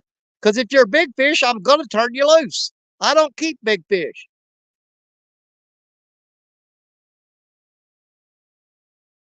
I started talking about keeping the little ones and they all got scared and ran off. They go, oh crap, he's going to cook us. Let's get out of here. What is that? There's something just come up right there.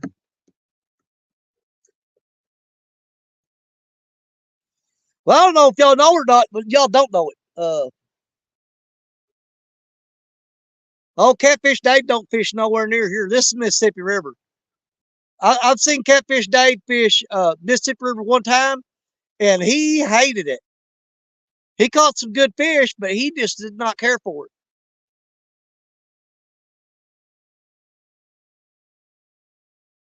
There you go, Lance. Let's lock it down, buddy. I'll set it up for next Saturday night. We'll do an all-night show, man, or you can stay with me as long as you want. So next Saturday night, you got Danny Stone on the Mississippi River fishing all night long, and he's gonna have Lance McCouguy chasing the elusive burbot. It's gonna be a heck of a show, guys. There you go. So y'all got plans for next Saturday night? Done deal. There it is. We're gonna do it. We are committed now.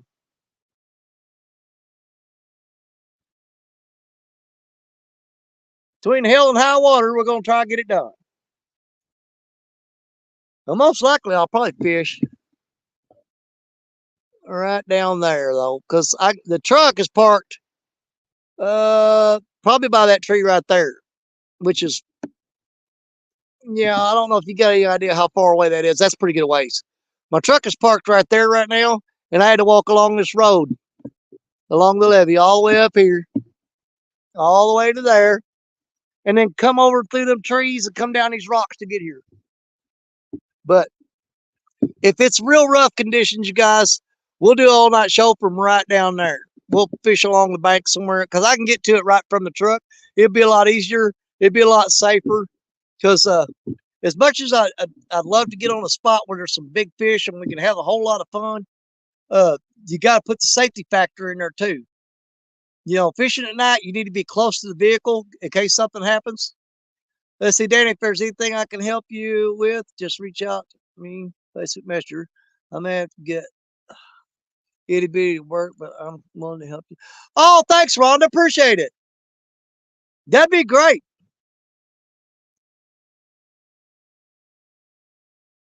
Yeah, if we get ready to do that stuff, I'll try to remember, Rhonda. I'll make up the thumbnail for it, or I'll post the link for it at Danny Stone and Lance McCoo guy all night fishing, and I'll send you the link to the deal, to the channel.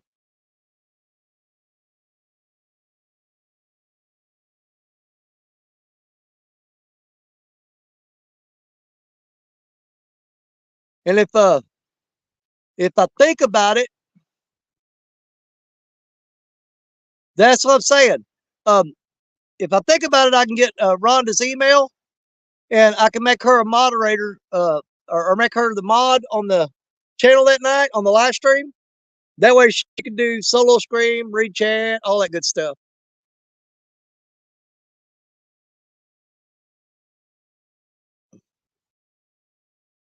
Oh, I thought that was a bite, but there was a stick just bumped that line right there. I saw that rod twitching, and I got excited, and I looked down the water, and there's a stick bumped the line. So, yep, false alarm.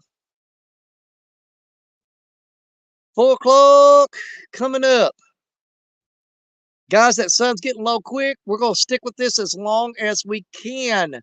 But I cannot carry this stuff out in the dark. So once I calculate, let me see here. I'm thinking I got about 45 more minutes before that sun hits the horizon. If you ever take your hand, I think I've taught some of y'all this. What you do, you take your hand, those 4 fingers, okay? And you put the sun at the top of your finger. And you put the horizon at the bottom of your fingers, okay? However many fingers you got between the horizon and the sun, it's 15 minutes each finger. So if you got 4 fingers, it's an hour. If you got 3, it's 45 minutes. It's 15 minutes per finger.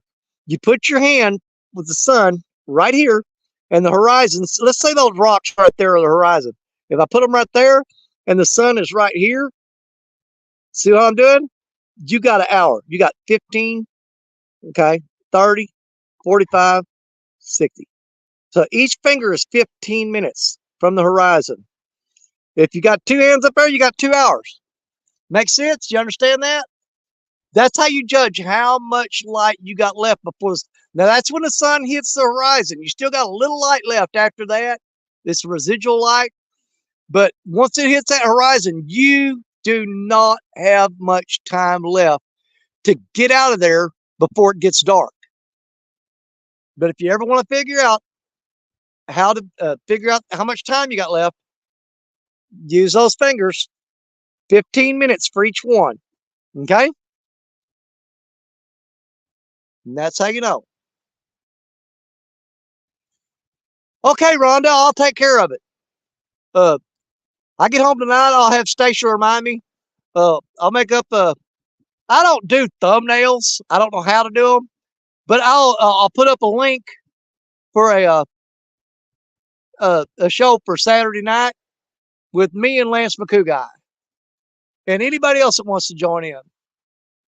Dale Aislip, what's up, buddy? We got about I'm probably gonna go for about another 30 minutes.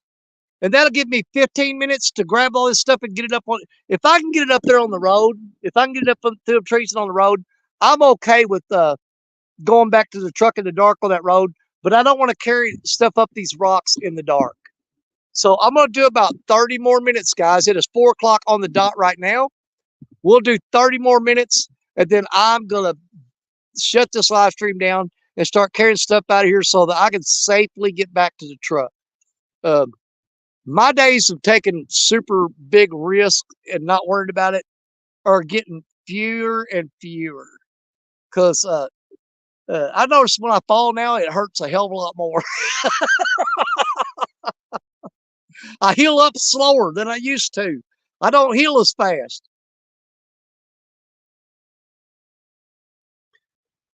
But don't feel bad. You guys got to hang out with me all day long, and we got to see if we catch one little small fish. And, you know, we still got a chance. We got 30 minutes left. We might get something. I don't know. It doesn't feel like it's going to happen. But as long as you got a line in the water, guess what? You got hope.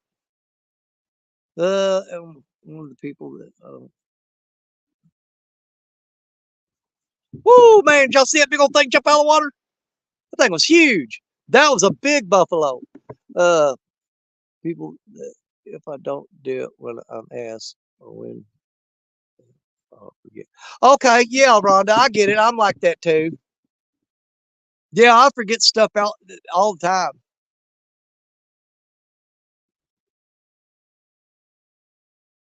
But yeah, I'll absolutely send you a deal where you have control of the channel, where you can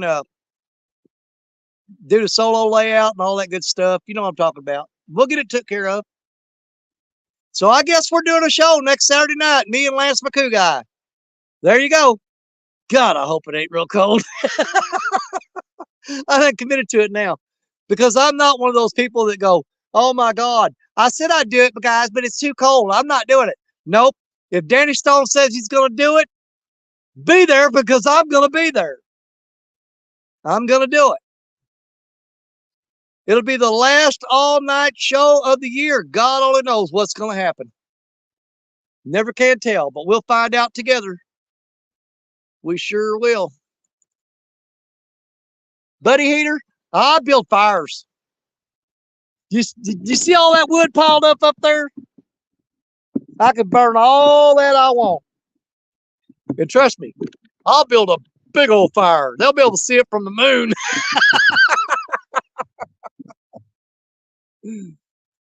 I guarantee it. It'll be a sight to see.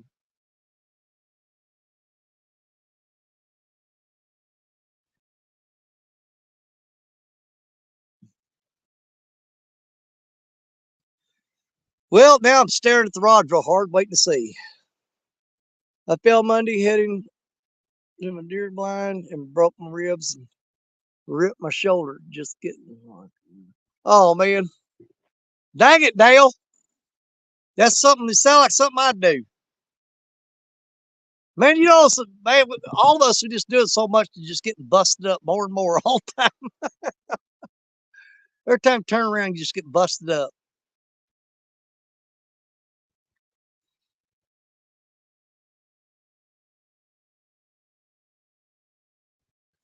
Let's see. Since we got 27 minutes left, tell you what I'm going to do. More reel in. Hold on. Black Betty's dropping slack. What's up with that? I'm going to reel in that yellow Mad Catch rod. I'm going to take that piece of carp off there, and I'm going to put some fresh skipjack on there and sling it back out. Let's rebait a couple of these rods with fresh bait and do that real quick, okay? And if they get hung up and broke off, I'm just not going to retie them, okay? But we're going to try to rebait a couple rods real quick.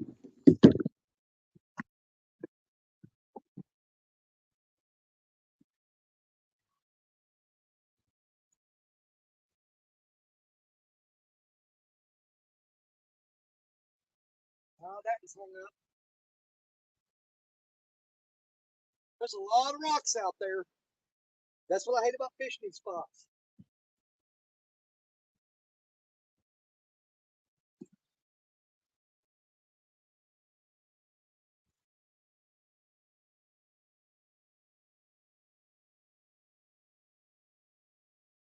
think we lost the whole rig too. Yes, we did. All right, let's see if we can get another one without breaking it off. Now I am going to retie that rod because I like that rod. But we're going to fix these others up first.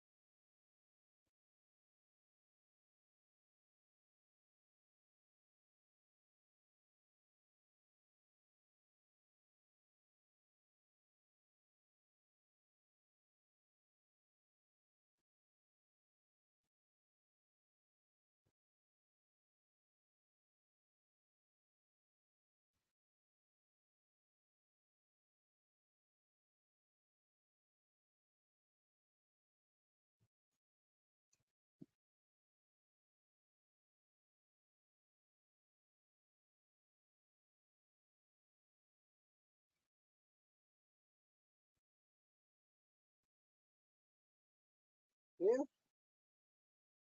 Let me see how quick I can tie another rig on this one. We'll throw it back out real quick. I think I can tie one up real quick.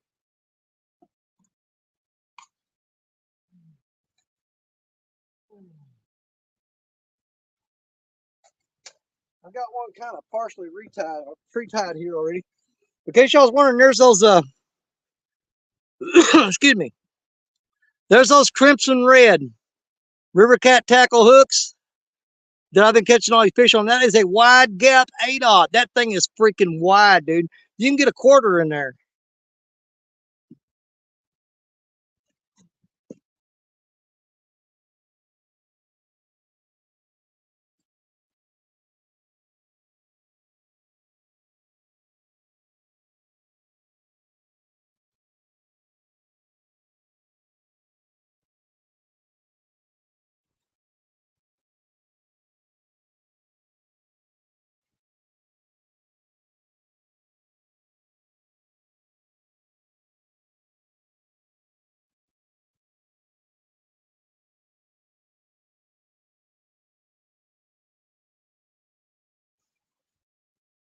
I got scissors over here. Where I need them.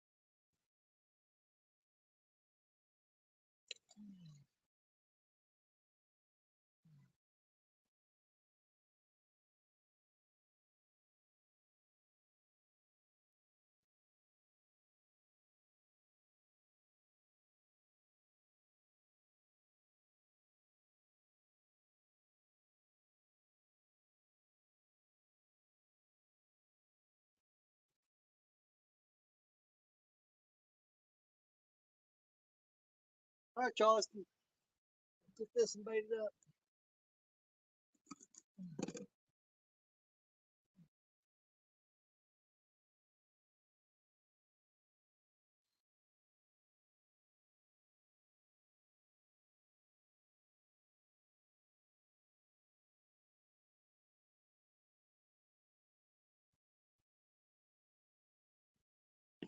That's not a monster bait, but it is a chunk of skipjack right there on that crimson red river cat tackle hook. Let's do the last cast of the evening right now. Last cast.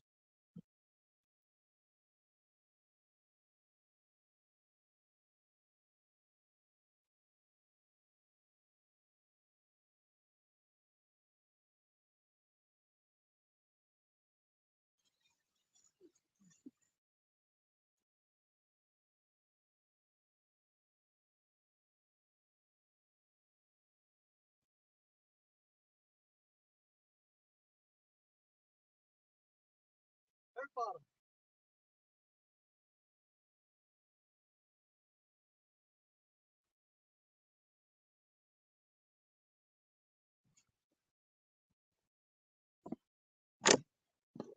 All right, we're going to finish out the day with fresh bait on those 3 rods right there. God, the sun is blinding me. It's right in my eyes. Okay, so we got fresh bait on 1, 2, 3 rods somewhere in there. I can't see a bunch of spots in my eyes. I looked right at the sun. You're not supposed to do that.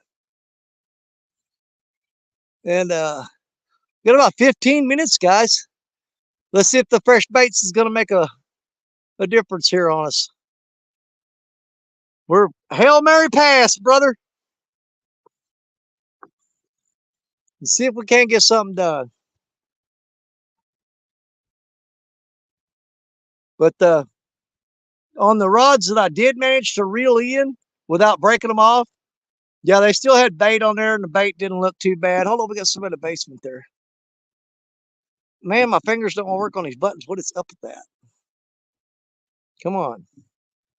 Oh, it's Avid. There we go. What's up? Not much. Just been out here fishing all day, catching crappie and bluegill. Got 2 lines out for catfish. Okay. Yay, luck on the cats? No, not yet. Man, I've been out here since 1 o'clock our time this afternoon. I've got 1 catfish. I've had a couple of small bites, but I've got 1 cat on the bank today. That's it. I got about 16 slab bluegill and about 3 slab crappie on ice. Oh, nice. Dude, that's dinner. That's dinner right there all night long. Yep, and I haven't had one. I've had catfish pulls out all day with bait and kept changing them out about every 45 minutes and still haven't had no bites. Yeah.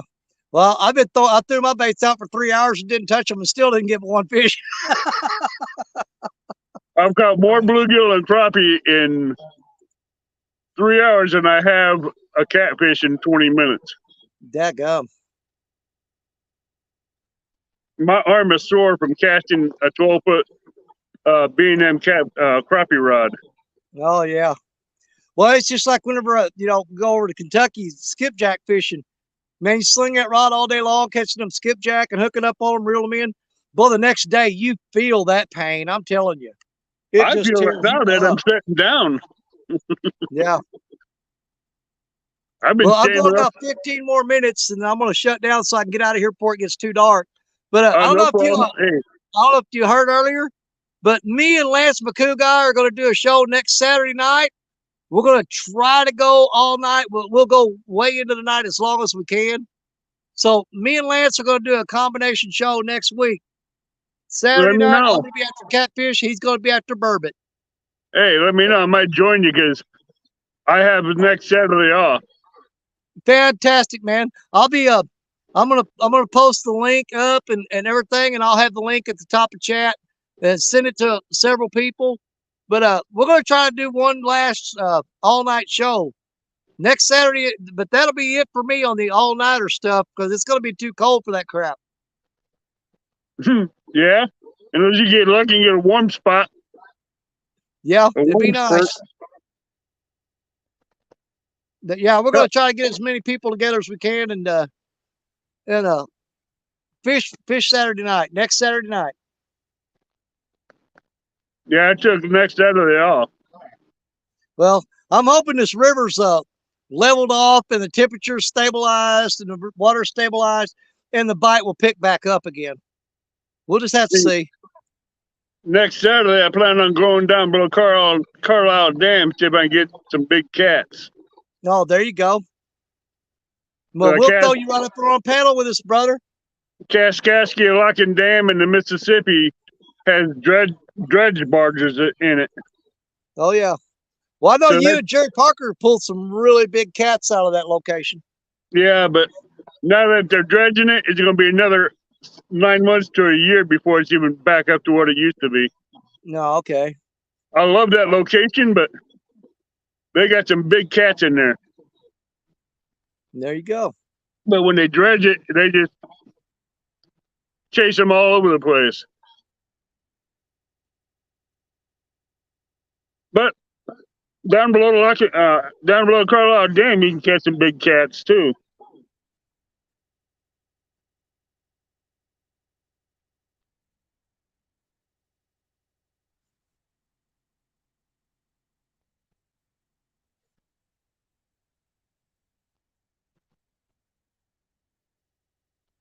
I'd be glad to be part of that one. Oh, yeah. Well, we'll be glad to have you. Oh, me and you did an all-night after Jody show one night. You what? Me and you did an all-nighter on Jody show one night. Oh, yeah. Yeah, and there was one night I did an all-night show on my channel. That's where you stayed with me all night, and I didn't catch a fish till 7 o'clock in the morning and got a little 13-pound blue cat after fishing all night. Caught one fish after the sun come up. That was a rough night. Oh, I know that was a rough night. Getting bites and not getting no hookups. That hurts.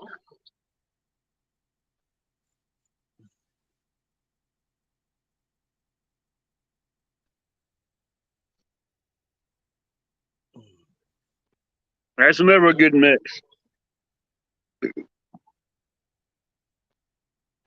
Yeah, 3 crappie ain't bad for wearing out a bunch of jigs. Yeah. I'm gonna have to have Dave make me some more hand-tied jigs. I went through almost 40 hand-tied jigs today. They tore them up. Now I need some more.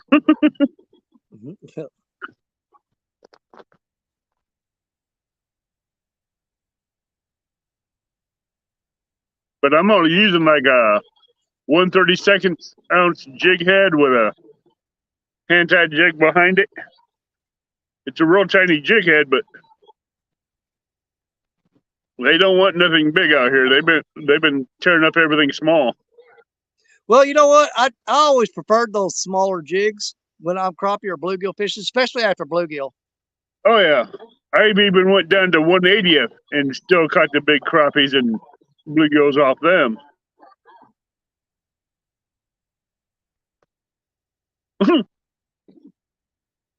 That bird's up on my rod.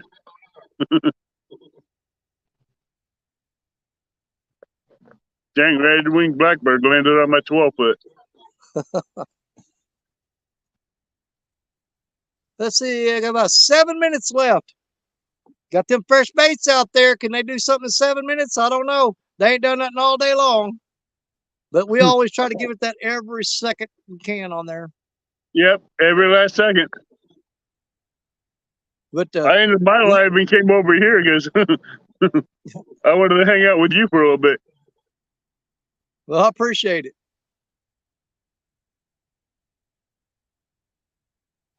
Because I tell you what, I wore myself out casting over and over and hooking into fish. I love hooking into bluegills and stuff, but after a while, your arm just gets sore. Oh, yeah.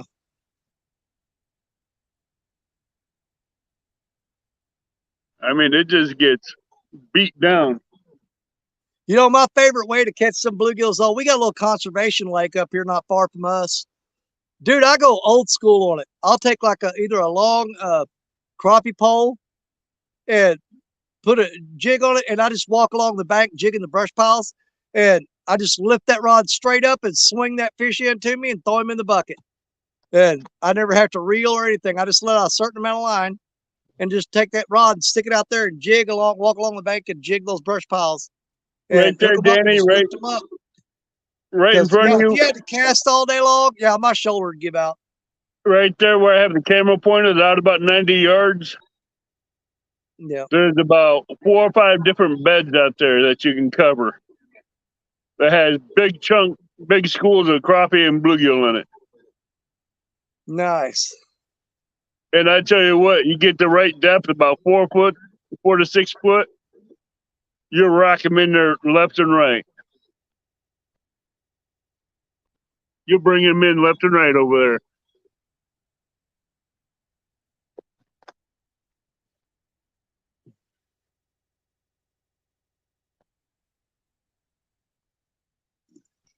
This lake here is really known for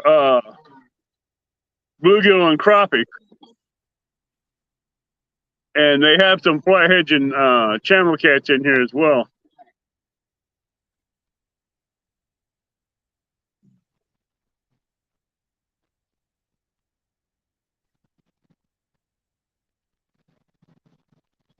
Trust me, JG, the way these bluegills and crappie are hitting, they'll rip a jig apart real quick. Especially when I grab that tail and yank on it.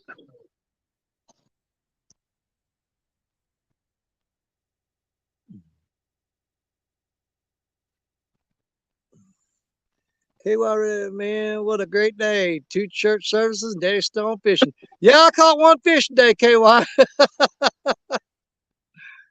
1 fish. Creole fished with me a little earlier. He had a live stream this morning, and they wound up getting 5 today. And That ain't their bad. biggest fish, I think, was a little over 40 pounds. Yeah, I caught 1 5.5 pounder today. It has been awful today. But you know what? I'm not gonna cry about it because I got to spend time on the river and do a little fishing. Amen. Yep. I mean, if you told me before I left the house that if you could tell me beyond a shadow of doubt, if I go to the river that I'm not gonna catch nothing that day, I'm still gonna go try. I will too. I'm gonna give it a shot, no matter what. I'll be out there trying. It's tough in these rocks, though. That's the thing. Yeah, that's where a good Kentucky rig comes in handy. Yeah. Then I'm losing 2 hooks instead of 1. No, I'm talking about Kentucky rig, 1 hook. The 1 hook rig. Yep. Oh, I see what you're saying. Yeah. It's basically it's a version of a 3-way rig then. Yeah. 3-way No, I rig, thought 3 ways. Kentucky rig. Yeah. I always I called thought them the 3-way rig Kentucky with a rig. 3-way swivel and tie a lighter line on my weight, and you just look. You're gonna lose weight every time you throw out there. That's a given. Oh yeah. I got scrap weights for them. I won't get rid of my good weights. I got old bank sinkers and stuff I found on the bank Yeah. in a different compartment. I use them for that. My pyramids, I leave them for other parts, other lakes and stuff where I don't have to tie them rigs. Well, that sun is getting low, low, low. Look at there. Oh yeah. I've got about a minute and a half left, and I'm gonna have to pack it up because once it hits that tree line right there, you got about 10 minutes and it's dark. Oh yeah, I'm right with there with you because mine's right above the tree, about 5-10 minutes above the tree line.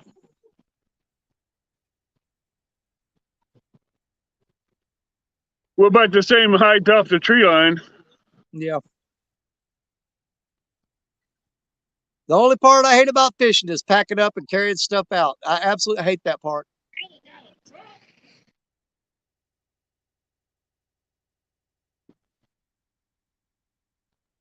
But that's what we're fixing to do here in just a minute. Less than a minute to go, guys. Don't Yep. look like we're going to catch anything else today unless one of those rods just happens to double over real quick. And I just don't see it happening. I think we are going to be done for the day. No, why? As soon as you end it, we both hook up on one. I've done it before hundreds of times, and I just have a short video that comes up when I get home and says, 1 for the road. Yep, I know that one. I've done it several times. Oh, so have I, especially on after Jody's Friday night flathead challenges.